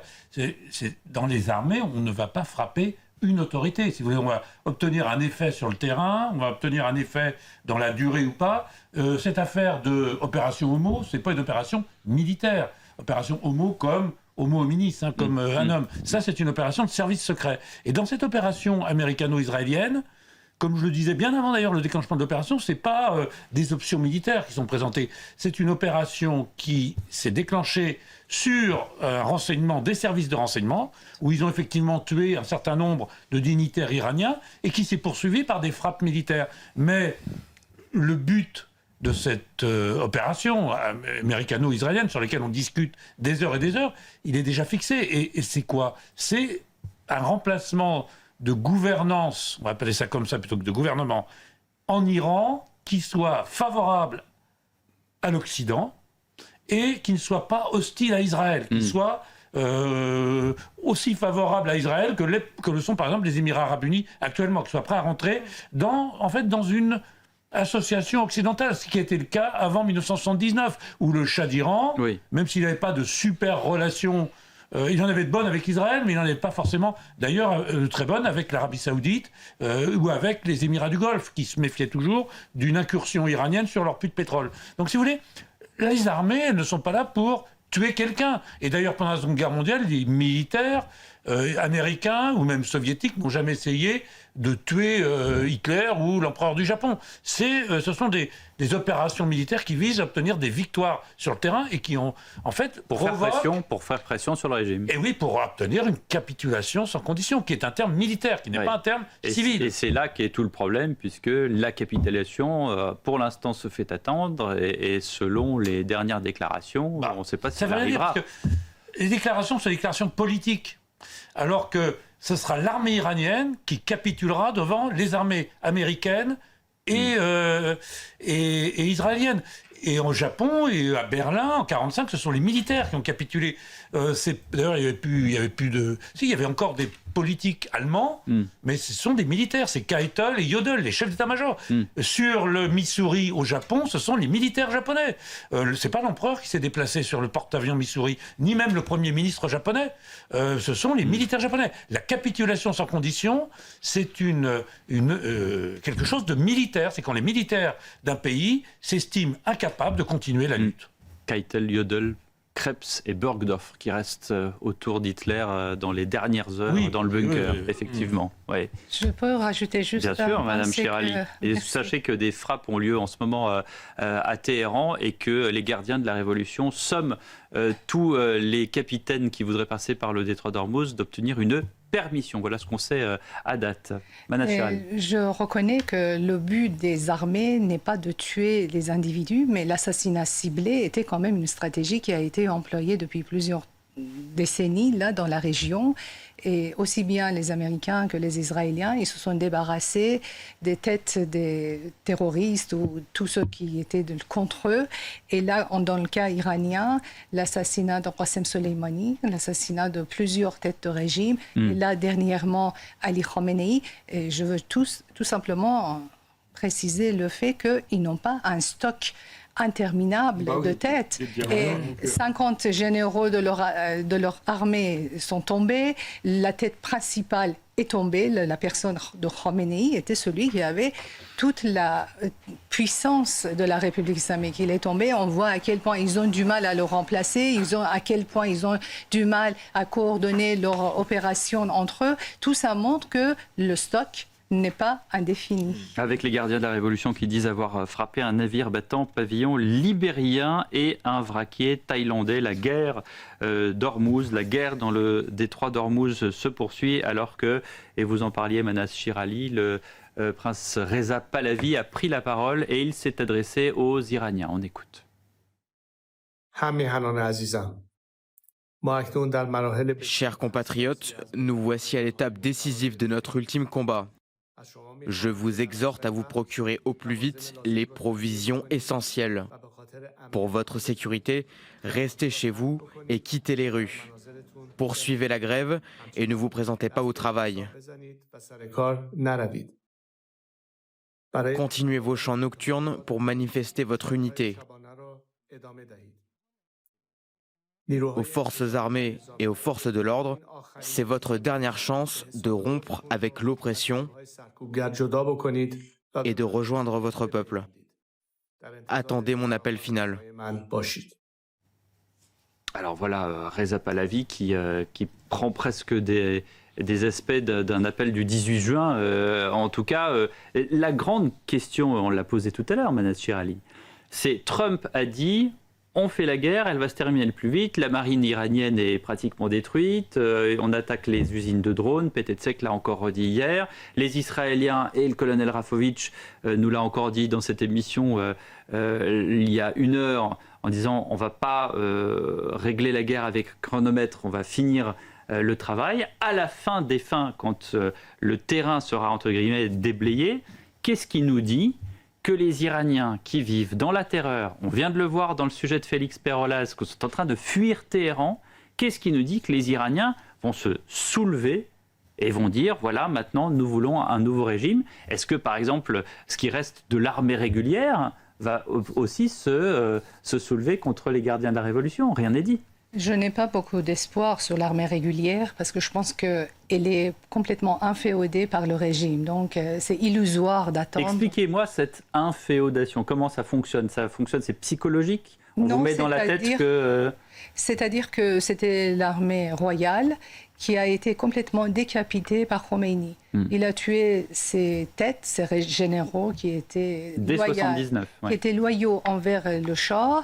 Donc ces bases sont restées, ils ont été complètement intégrés dans le corps des gardiens de la Révolution. Donc ça, l'armée non. Mais les Iraniens qui habitent dans les rues qu'on peut voir justement à l'écran, puisque ce sont les images de Téhéran avec ces colonnes de fumée, comment est-ce que vous pensez que vos compatriotes vont pouvoir sortir de chez eux en disant bah, tiens, on va se soulever?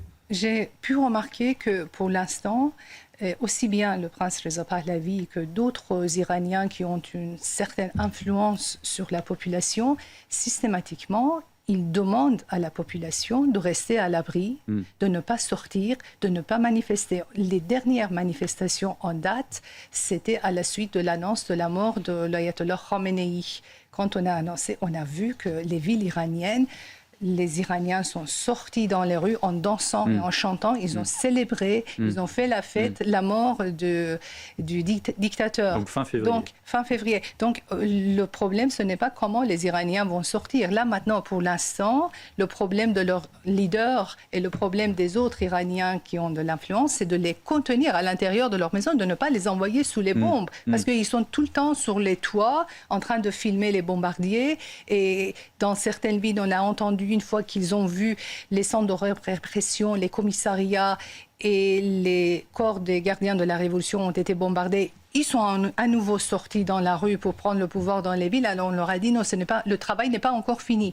Moi, je ne suis absolument pas inquiète. Vous pensez que ça va marcher? Moi, je pense que pour l'instant, il faut inviter les Iraniens à rester au calme, à l'abri. Et puis le moment venu, je pense que ce qu'elle dit Reza Pahlavi. Absolument. Attendez mon appel final. Exactement. Ils vont écouter leur leader qu'ils ont choisi. Ils vont sortir, ils vont prendre les rênes de pouvoir de leur pays. Vincent Arbaretti, Alexandre Devecchio, sur le soulèvement des Iraniens tant attendu. Alors en fait, dans chaque pays, quand il y a un soulèvement pour changer de régime, et lorsqu'il y a une guerre extérieure qui arrive sur le pays, moi je pense toujours à la France en 1944, quand les Français se soulèvent en zone occupée et en zone libre pour accueillir, alors avant même d'accueillir les Américains, mais on pense par exemple à Paris, le soulèvement de Paris, avant l'arrivée de la deuxième DB et des Américains. En fait, c'est quoi ce soulèvement? Il y a d'une part les policiers qui refusent de servir les autorités d'occupation. Alors bien sûr que les affaires dont on a parlé ont eu de l'importance, que von Scholtitz a désobéi à Hitler et n'a pas détruit Paris, mais aussi que pouvait-il faire avec les policiers parisiens qui étaient pourtant si coopérants quelques mois avant, malheureusement, avec les autorités occupantes. Et puis d'autre part, il y a aussi les gens qui ne sont plus allés au travail. Il n'y avait plus de cours. Et de toute façon, en août, il n'y en avait pas. Mais si vous voulez, il y a les ouvriers, la RATP, tout ça, tout le monde. Et donc, c'est ce à quoi appelle Reza Pahlavi. C'est-à-dire, plus qu'une manifestation de masse dans les rues qui peut être facilement réprimée en tuant les gens qui ne viennent pas au travail. Pensez que les gardiens de la Révolution, ils vont aller avec un bus chercher tous les ouvriers qui ne viennent pas, ou tous les fonctionnaires, ou tout. En tout cas, ils traquent les populations, ça on l'a vu. Oui, mais ils traquent. Quand personne ne va au travail, si vous voulez, que le pays est paralysé du fait d'une résistance passive. C'est pour ça que aussi Gandhi croyait beaucoup en la résistance passive, non violente et tout ça, parce qu'elle est souvent plus efficace qu'une manifestation violente qui peut être réprimée. Alexandre Devecchio. Oui, il faut l'espérer. Alors je pense qu'il faut que la guerre avance, qu'il y ait effectivement cette capitulation de l'armée déjà pour qu'on puisse envisager la solution politique. Maintenant, la question que je me pose, j'ai beaucoup de respect pour la diaspora iranienne, mais moi en tant qu'observateur un peu plus lointain, est-ce que par exemple Reza Pahlavi est vraiment le chef de l'opposition? Est-ce que les messages qui passent sont entendus par la population? J'ai pas la réponse, mais je pense qu'il y aura une solution politique, quelle qu'elle soit. Je pense Madame aussi... Chirali va vous répondre. Oui, mais c'est une question ouverte, mais je pense que même en dehors du chat, ce qui me frappe dans cette guerre, c'est le degré d'information dont disposent les Israéliens notamment et les Américains. C'est dû à leur supériorité technologique, mais je pense que c'est dû aussi à du renseignement humain. À partir du moment où il y a du renseignement humain, c'est-à-dire, ça veut dire qu'il y a des traîtres, entre guillemets, dans l'appareil d'État, et des gens qui sont quand même prêts à faire de la politique, à se soulever, à se retourner contre le régime. Donc à partir de ce moment-là, on peut avoir espoir qu'effectivement, quand ce sera le moment de la politique, eh bien, elle viendra et on en finira avec ce régime-là. Madame Chirali. Alors, concernant Reza Pahlavi, ce que je vais vous dire, ce n'est pas l'opinion de la diaspora, parce que la diaspora iranienne qui est en France est largement divisée. On a des Iraniens qui sont en France depuis très longtemps, qui sont parfaitement intégrés dans le milieu français. Ils reflètent plutôt l'opinion de leur milieu d'accueil que l'opinion des Iraniens. On a aussi une diaspora iranienne en France qui vient d'arriver, qui a gardé des relations extrêmement fortes avec les Iraniens sur place, mais cette partie de la diaspora n'a pas la parole parce qu'elle ne maîtrise pas le français. Et on a vu quelques membres de cette partie de la diaspora, quand ils viennent dans les médias, ils se font ridiculiser par les autres experts du plateau parce que ces personnes ne maîtrisent pas le français. Et eux, par contre, leur parole par rapport à mes observations de terrain. Moi, je suis tout simplement sociologue et rien d'autre, modestement sociologue, et je parle uniquement de réseaux que j'ai pu constituer pendant 10 ans à travers les réseaux sociaux. Après, je les ai approfondis, je suis allée à leur rencontre. Je parle uniquement au nom de ces jeunes qui sont un peu partout en Iran, qui ne se connaissent même pas. Et pour eux, le chef de l'opposition, c'est Reza Pahlavi? Alors, ils étaient très divisés. Il y a 6 mois, il y a 4 mois, il y a 3... Ils étaient très divisés. Ils avaient des critiques à droite et à gauche. Mais j'ai pu remarquer que pendant le mois de janvier, le soulèvement du mois de janvier et les massacres du mois de janvier, d'une manière très étonnante, je le dis toujours en tant que sociologue, j'étais profondément étonnée d'observer ce phénomène qui s'observe normalement très rarement, peut-être une fois dans la vie d'une sociologue. C'est très rare. J'ai vu quand même une cohésion sociale énorme, un élan de solidarité autour de la figure du prince. Je le dis parce que je l'ai observé sur le terrain. Ce n'est pas parce que je suis lobbyiste de Reza Pahlavi. Je n'ai aucune relation avec lui. C'est pas ce que je vous entendais. Je posais une question. Je dis juste que de ma place, c'est très compliqué de savoir quelle est son influence réelle. Non, rassurez-vous, ce n'est pas vous que je reproche, pas du tout. C'est tout simplement, c'est que systématiquement, sur les réseaux sociaux, on me présente comme lobbyiste. Vous savez, si les Iraniens défendaient la République islamique, j'aurais dit les Iraniens défendent la République islamique. S'ils défendaient les Moudjahidines du peuple, j'aurais dit ce sont les Moudjahidines du peuple. Mais le fait est que ce n'est pas le cas. Les Iraniens détestent la République islamique. Les Moudjahidines du peuple n'ont absolument aucune assise populaire, selon mes enquêtes de terrain depuis 30 ans sur l'Iran. Et là, récemment, j'ai remarqué que la personne favorite, c'est le prince Reza Pahlavi. Je vous signale que l'actualité en direct, c'est le Hamas qui souhaite au nouveau guide suprême iranien, dont on disait avec Dora que c'était un guide fantôme, parce que pour l'instant, pas de son, pas d'image, de vaincre l'agression israélo-américaine. Et lorsqu'on interroge le porte-parole de Tsahal, le colonel Olivier Rafovitch, il vous dit qu'il a tout son temps et que l'armée israélienne finira par terminer le travail. On l'écoute, il était dans Midi News l'heure passée. L'opération contre la République islamique d'Iran, contre le régime de Mollah, est une opération qui, dès le départ, demande à être large au niveau de ses objectifs. Et donc, il est hors de question d'avoir un chronomètre en main. Si on a un chronomètre en main et qu'on limite le temps de l'opération, l'ennemi saura exactement ce qui se passe et il pourra quelque part jouer ce qu'on appelle la montre et utiliser ses munitions, utiliser ces ressources en fonction de la limite de temps que nous pouvons avoir ou que nous pouvons exprimer. Voilà, Vincent Arbarétier, c'est l'autre. Vincent Arbarétier, pas de timing et le boulot à finir, comme dit le colonel Rafovitch. Ce que vient de définir le colonel Rafovitch, c'est ce qu'on appelle l'operation security, la sécurité des opérations. Quand il y a un plan, on ne le diffuse pas à la presse en disant la phase 1 c'est on ne diffuse que petit à petit en fonction des besoins de la communication quand les phases sont passées. Mais si vous voulez, les différentes options stratégiques, tactique, tout ça, c'est du brouillard volontairement donné à la presse. Si vous voulez, on ne fait pas une campagne militaire en claironnant partout par où on va passer. Au contraire, on fait ce qu'ont fait les Britanniques, on fait croire, pendant la Seconde Guerre mondiale, qu'on va débarquer dans le Nord-Pas-de-Calais alors que les Alliés ont débarqué en Normandie. Vous voyez, c'est ce genre de choses. Il y a eu des loupés, d'ailleurs, je crois, quand il y a eu l'épisode libyen avec le Charles de Gaulle positionné, je crois qu'il y a un ministre de la Défense qui avait quand même dit dans un journal de 20 heures qu'on allait taper à 6-0-0, et puis évidemment... le porte-avions a fait demi-tour et puis finalement on a fini par taper, mais ça a été décalé de plusieurs jours. Il peut y avoir toujours des indiscrétions, mais dans ces deux pays que sont Israël et les États-Unis, ça ne pardonne pas. Voilà. Une pause dans ce Midi News. Somaya Labidi s'est installée. On va donc parcourir les dernières informations avec vous, Somaya. Et on commence par cette nouvelle salve de sanctions de l'UE contre l'Iran. Au total, 19 responsables et entités du régime coupables de violations graves des droits humains ont été ciblés par un gel de leurs avoirs et une interdiction d'entrer sur le territoire. C'est ce qu'indique la chef de la diplomatie européenne dans un message publié sur X. Pendant ce temps, le gouvernement multiplie la communication autour des prix de l'essence. Pas de problème d'approvisionnement, a martelé Roland Lescure, le ministre de l'économie, en marge du Conseil des ministres, qui appelle également les distributeurs à répercuter les baisses des tarifs du baril.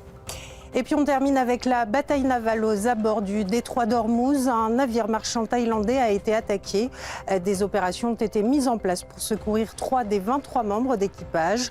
La cause de l'attaque fait l'objet d'une enquête en cours et plusieurs bateaux ont été touchés dans cette zone depuis ces dernières 24 heures. Merci Somaya Labidi pour les dernières informations. Sont autour de la table pour cette dernière demi-heure de Midi News. Alexandre Devecchio, Manas Chirali, Vincent Arbarétier, Dora Abdelrazik, Mathieu Devez nous a rejoint. Bonjour Mathieu. Bonjour Pierre. Le savoir-faire ukrainien vient à la rescousse de Donald Trump et des monarchies du Golfe dans ce 11e jour de guerre.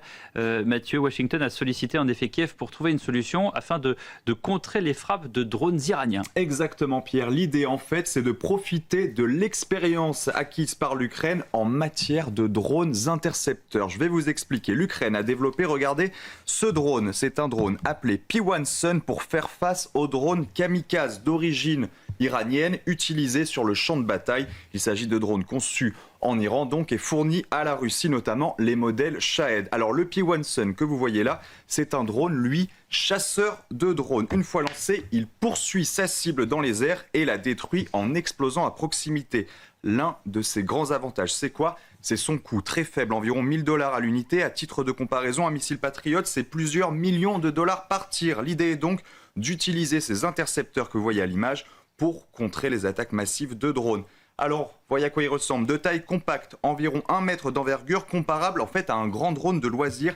Il est conçu pour être rapide, léger et facile à produire. Son fonctionnement est simple. Une fois lancé depuis le sol, il repère un drone ennemi. On va le voir en image, il le poursuit et il vient exploser à proximité. Voyez, pour le détruire en vol. Sur ces images filmées directement depuis le drone qu'on a vu, il se rapproche rapidement de sa cible. Le drone kamikaze apparaît de plus en plus nettement et donc il le détruit. Regardez là, on voit des drones Shahed. Ce sont les drones iraniens donc que ce drone intercepteur ukrainien pourra cibler. Drone triangulaire avec des longues ailes droites, un moteur à hélice à l'arrière. Il est conçu donc pour s'écraser. Ce sont ces images impressionnantes qu'on a pu voir s'écraser, alors que là on le voit à taille humaine, s'écraser donc sur des bases, notamment on l'a vu américaines, dans les pays du Golfe. Et dans cette guerre actuelle au Moyen-Orient, ces Shahed, donc ils sont particulièrement utilisés pour mener des frappes à distance et saturer les défenses aériennes, comme c'est le cas sur ces images. Et donc l'idée, c'est de profiter de l'expérience ukrainienne désormais pour contrer ces missiles iraniens, les Shahed. Merci beaucoup Mathieu Deves pour cette présentation. C'est aussi, Dora, la guerre des drones depuis quelques jours maintenant. C'est la guerre des drones depuis quelques jours et comme Mathieu vient de le dire, l'Ukraine est essentielle, c'est la championne du monde pour intercepter les drones iraniens, on le sait depuis la guerre en Russie en 2022. Il faut savoir que alors les Ukrainiens sont prêts à aider ces pays-là, mais il y a une contrepartie, bien évidemment. Voilà, ça va pas être fait de manière gratuite. L'Ukraine qui a déclaré, c'est Volodymyr Zelensky, qui a déclaré qu'il était prêt donc à apporter son aide, mais uniquement à ceux qui allaient aider son pays à protéger la vie des Ukrainiens et l'indépendance de l'Ukraine. Donc c'est un petit peu un pied de nez à Donald Trump. On se rappelle quand il avait accueilli dans le bureau ovale en lui disant non, moi je vais pas venir t'aider dans cette guerre. Donc là, you don't have the cards. Exactement, vous n'avez pas les cartes en main. On a l'impression que c'est aujourd'hui Volodymyr Zelensky qui les a. En tout cas, il faut que ça soit fait par une demande américaine. 11 pays pour l'instant seraient intéressés donc par cette aide de l'Ukraine. Quelques-uns qui sont sûrs, le Qatar, les Émirats arabes unis, l'Arabie saoudite, Bahreïn, le Koweït et la Jordanie. Donc ce sont tous des pays qui accueillent évidemment des bases américaines. Et la Jordanie, aujourd'hui, il y a eu des experts ukrainiens qui sont arrivés donc pour proposer leur aide. Voilà, on suivra ça, effectivement, cette mission ukrainienne. Juste un petit mot sur l'armée française, Vincent Arbaretier. On a vu dans, je crois, le défilé du 14 juillet, alors pas le dernier, mais peut-être l'avant-dernier, où on a vu pour une toute première fois des drones arriver en queue de... en queue de défilé juste après les avions et les hélicoptères. C'est vrai que la France, en tout cas l'armée française, n'est pas spécialiste des drones, mais elle rattrape le retard, puisqu'aujourd'hui c'est une arme qui est une arme conventionnelle qu'on utilise. Ça permet effectivement de moins mettre en danger les soldats. C'est une arme qui est utile, malheureusement, tragiquement utile. Alors, je vais vous surprendre, mais l'armée française a toujours eu des drones, oui. Notamment... Mais elle les a pas mis en avant, souvent. On ne va pas être d'accord là-dessus, Vincent. Elle ne les a pas mises en avant. Elle les a utilisées en Afrique, elle les a utilisées sur des théâtres. Je vais vous donner un exemple. Au Sahel, vous voulez dire, dans l'opération Barkhane ? Il y a eu des drones utilisés par l'armée de l'air au Sahel, mais il y a aussi des drones que mettait en œuvre un régiment, le 7e régiment d'artillerie de Nevers, qui étaient des drones d'artillerie, les CL-89 et CL-289, qui avaient pour mission d'observer les positions d'artillerie et qui étaient souvent utilisés dans le cadre d'exercices et de manœuvres. Donc si la technologie des drones a été faite. Alors le problème de l'armée française, c'est son approvisionnement, ce sont aussi les choix d'investissement. Et puis, je dirais aussi, ce qu'ont montré les Ukrainiens, c'est pas tant la technologie elle-même, mais c'est le fait d'utiliser de la technologie civile sur étagère pour fabriquer des matériels militaires. Donc, rendre ces matériels très peu chers, comme c'est 1 000 €. Si vous voulez, il n'y a aucun drone, enfin, même aujourd'hui, si vous voulez, les entreprises de la défense ne vont pas facturer un drone 1 000 € au ministère des Armées. Alors, ne me demandez pas pourquoi, parce qu'il y a des des prix qui sont fournis. C'est l'État, il y a la DGA, il y a toutes sortes d'organismes. Évidemment. Non mais voilà. Comme le dit assez souvent Jean-Dominique Merchet, et je pense qu'il a raison d'utiliser cette phrase, cette comparaison, il dit nous on sait faire des Rolls, mais on ne sait pas faire des 2 chevaux. C'est-à-dire qu'on sait faire des M51, ou parfois mais pour les petites armes comme ça, et ces drones Shahed par exemple, on n'a pas l'équivalent en France. Alors, on n'a pas l'équivalent. Si on commence à avoir l'équivalent, le problème c'est la fabrication, le nombre. Et les Ukrainiens, eux, en fabriquent des millions par an. Donc, alors les Ukrainiens, ils ont toutes les cartes, pas tant que ça. Parce que l'État ukrainien est un État qui a des gros problèmes de financement. Il est très tributaire de nos 90 milliards, par exemple. Bien sûr. Donc voilà, donc je dirais que Et il n'a plus d'argent américain, puisque Donald Trump a coupé tous les crédits. Alors peut-être qu'il va changer d'avis maintenant s'il y a une coopération entre les Ukrainiens et les Américains, mais c'est à suivre. Là, c'est de la fiction. Alors les Américains l'ont déjà commencé, puisqu'ils ont fabriqué des drones, l'équivalent des drones Shahed pour cette opération, qui s'appelle les drones Lucas, et qui sont la copie. Ce sont des drones suicides utilisés par l'armée américaine lors des premières frappes sur l'Iran, et ce sont des copies du Shahed faites avec la coopération des Ukrainiens, et ils leur doivent bien ça, puisque les Américains donne aux Ukrainiens les objectifs des troupes russes sur le terrain avec le PC, poste de commandement qui est à Wiesbaden. Alors il y a un autre pays bien sûr qui est dans le viseur de cette guerre au Moyen-Orient, c'est le Liban. Oui, c'est l'autre front qui est pris, le Liban qui est prise donc en étau de ce combat entre Israël et le Hezbollah. Et comme dans toutes les guerres, évidemment, c'est la population civile qui paye le plus lourd tribut. Alors on sait que jusqu'à aujourd'hui, en tout cas selon le gouvernement libanais, on parle de 570 morts, une situation qui suscite bien évidemment l'inquiétude de la communauté internationale. On parle aussi de plus de 700 000 déplacés. Donc là, ça crée vraiment des problèmes de logistique, puisque on sait que toute la population qui se trouve au sud va vers le nord, également vers la Syrie. Donc des installations qui deviennent très difficiles, avec souvent les hôpitaux et les écoles qui sont donc mobilisés pour accueillir cette population. Paris a décidé de venir en aide à la population libanaise. C'est en tout cas ce qu'a déclaré ce matin le ministre des Affaires étrangères, Jean-Noël Barrot. Exactement, 60 000 tonnes, 60 tonnes. 60 tonnes d'aide humanitaire. Exactement. Surtout des kits sanitaires, également des véhicules blindés de transport pour transporter donc évidemment des troupes et puis la population civile. Il y aura aujourd'hui une réunion du Conseil de sécurité de l'ONU à l'appel de la France donc pour observer de plus près la situation au Liban. Et justement, depuis le 2 mars, plusieurs localités libanaises sont frappées en Israël, par Israël en réponse aux attaques du Hezbollah. C'est bien sûr en réponse aux attaques du Hezbollah. Malgré l'incertitude de la situation, la vie reprend peu à peu avec la réouverture au Liban des écoles ce mercredi. C'est Sharon Kamara qui nous raconte.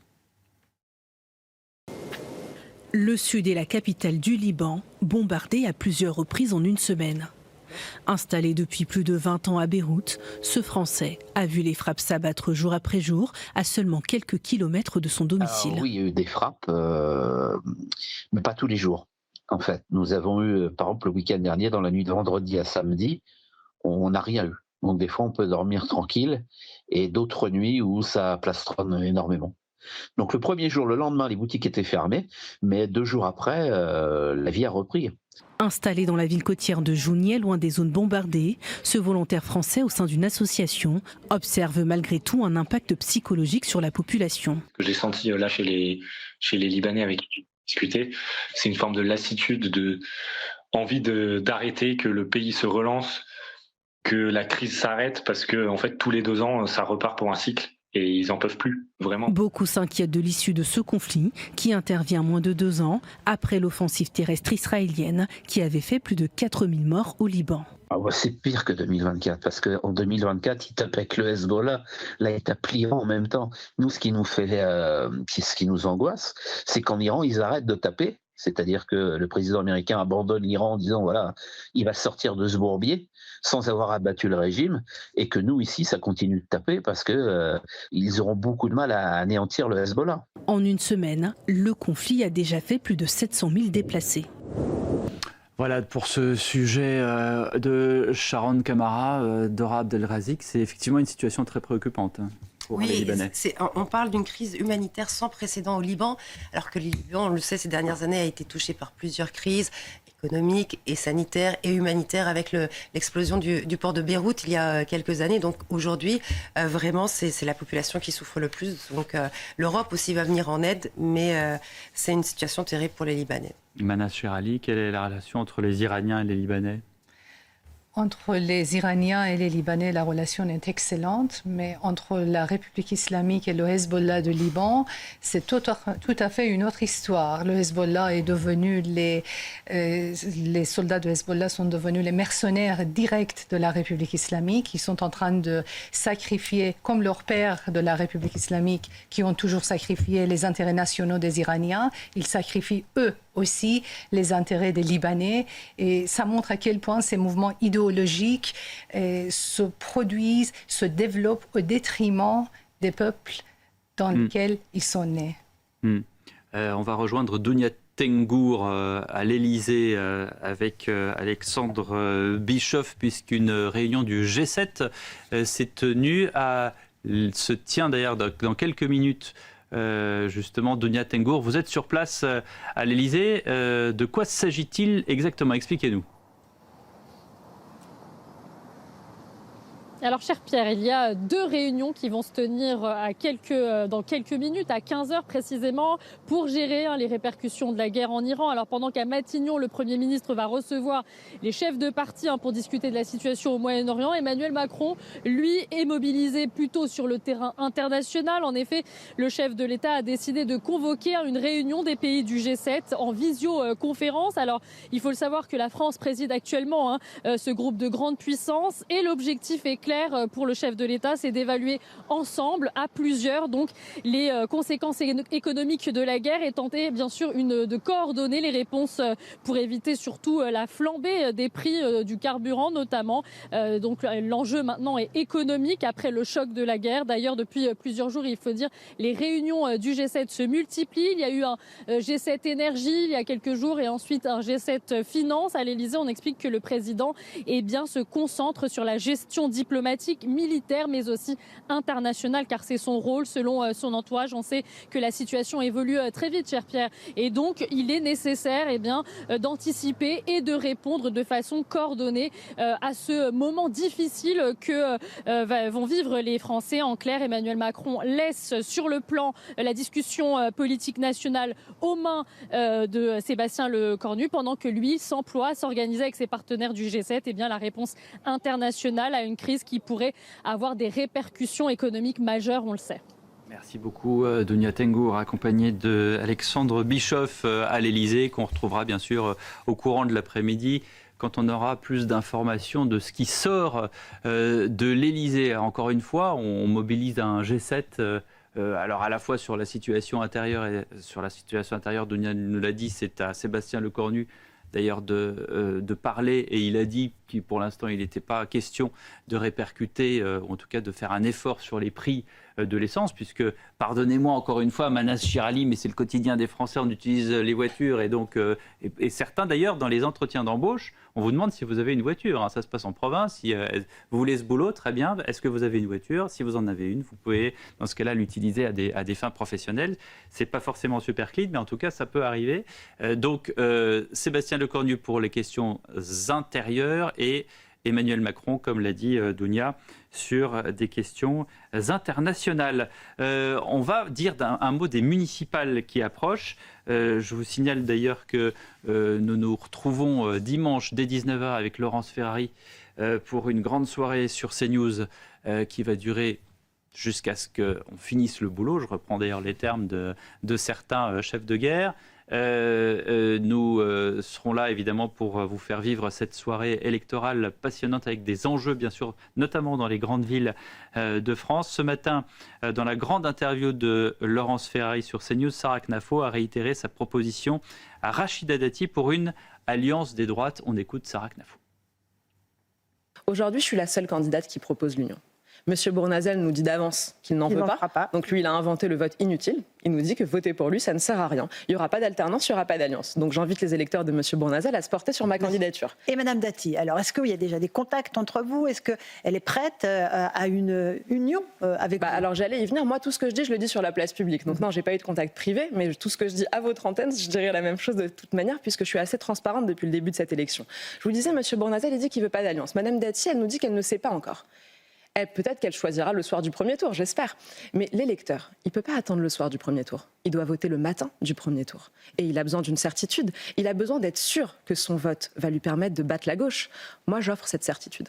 Je dis aux électeurs, avec moi au second tour, avec moi la plus forte possible le soir du premier tour, en tête ou même deuxième, vous avez l'assurance d'avoir quelqu'un qui prendra l'union des droites, qui est la seule voie qui nous permette de l'emporter. Et comme je suis la seule à proposer la stratégie gagnante, le seul vote utile, c'est moi. Alors, pour l'instant, Sarah Knafo, Rachida Dati ne veut pas de cette union des droites que vous portez depuis de longues années. Qu'est-ce que vous lui proposez exactement? Une fusion des listes ou d'autres accords techniques? Je lui propose de battre la gauche ensemble. Je lui dis, si demain, je suis première, le soir du premier tour, je lui tendrai la main. À elle comme à tous les autres électeurs de droite. Et si je suis deuxième, je ferai la même chose. Vous savez, en principe, les politiciens refusent de répondre à cette question. Moi, je dis, je suis transparente dès maintenant. Je veux imposer la transparence en tant que maire de Paris. Je commence déjà à l'imposer en tant que candidate. Que je sois première ou deuxième, je proposerai la même chose.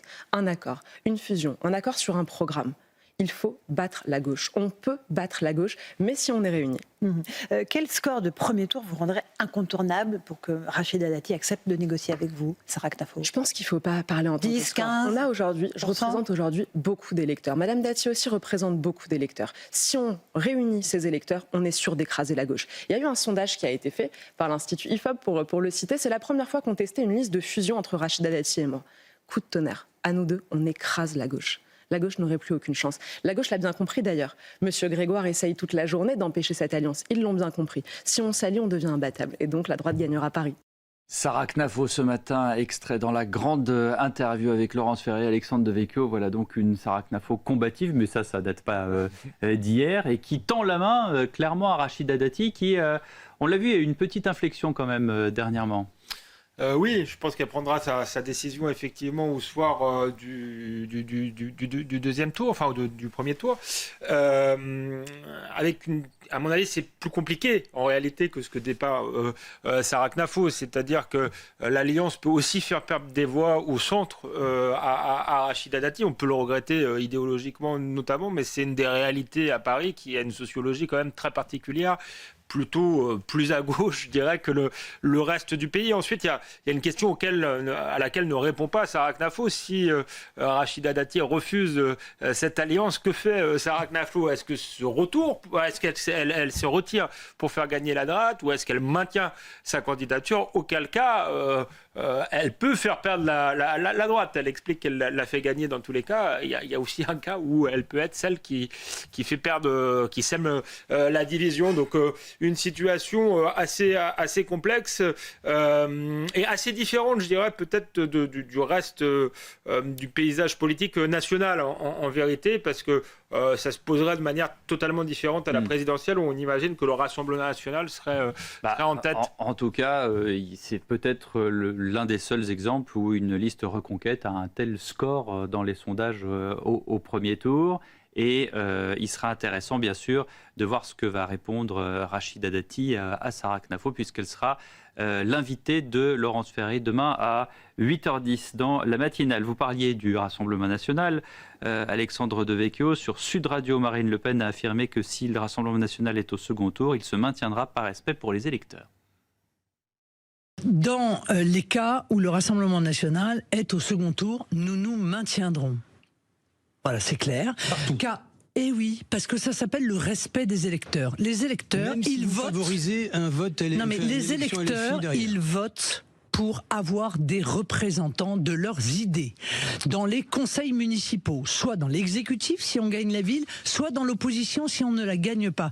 Le premier respect de l'électeur, c'est le respect de son vote.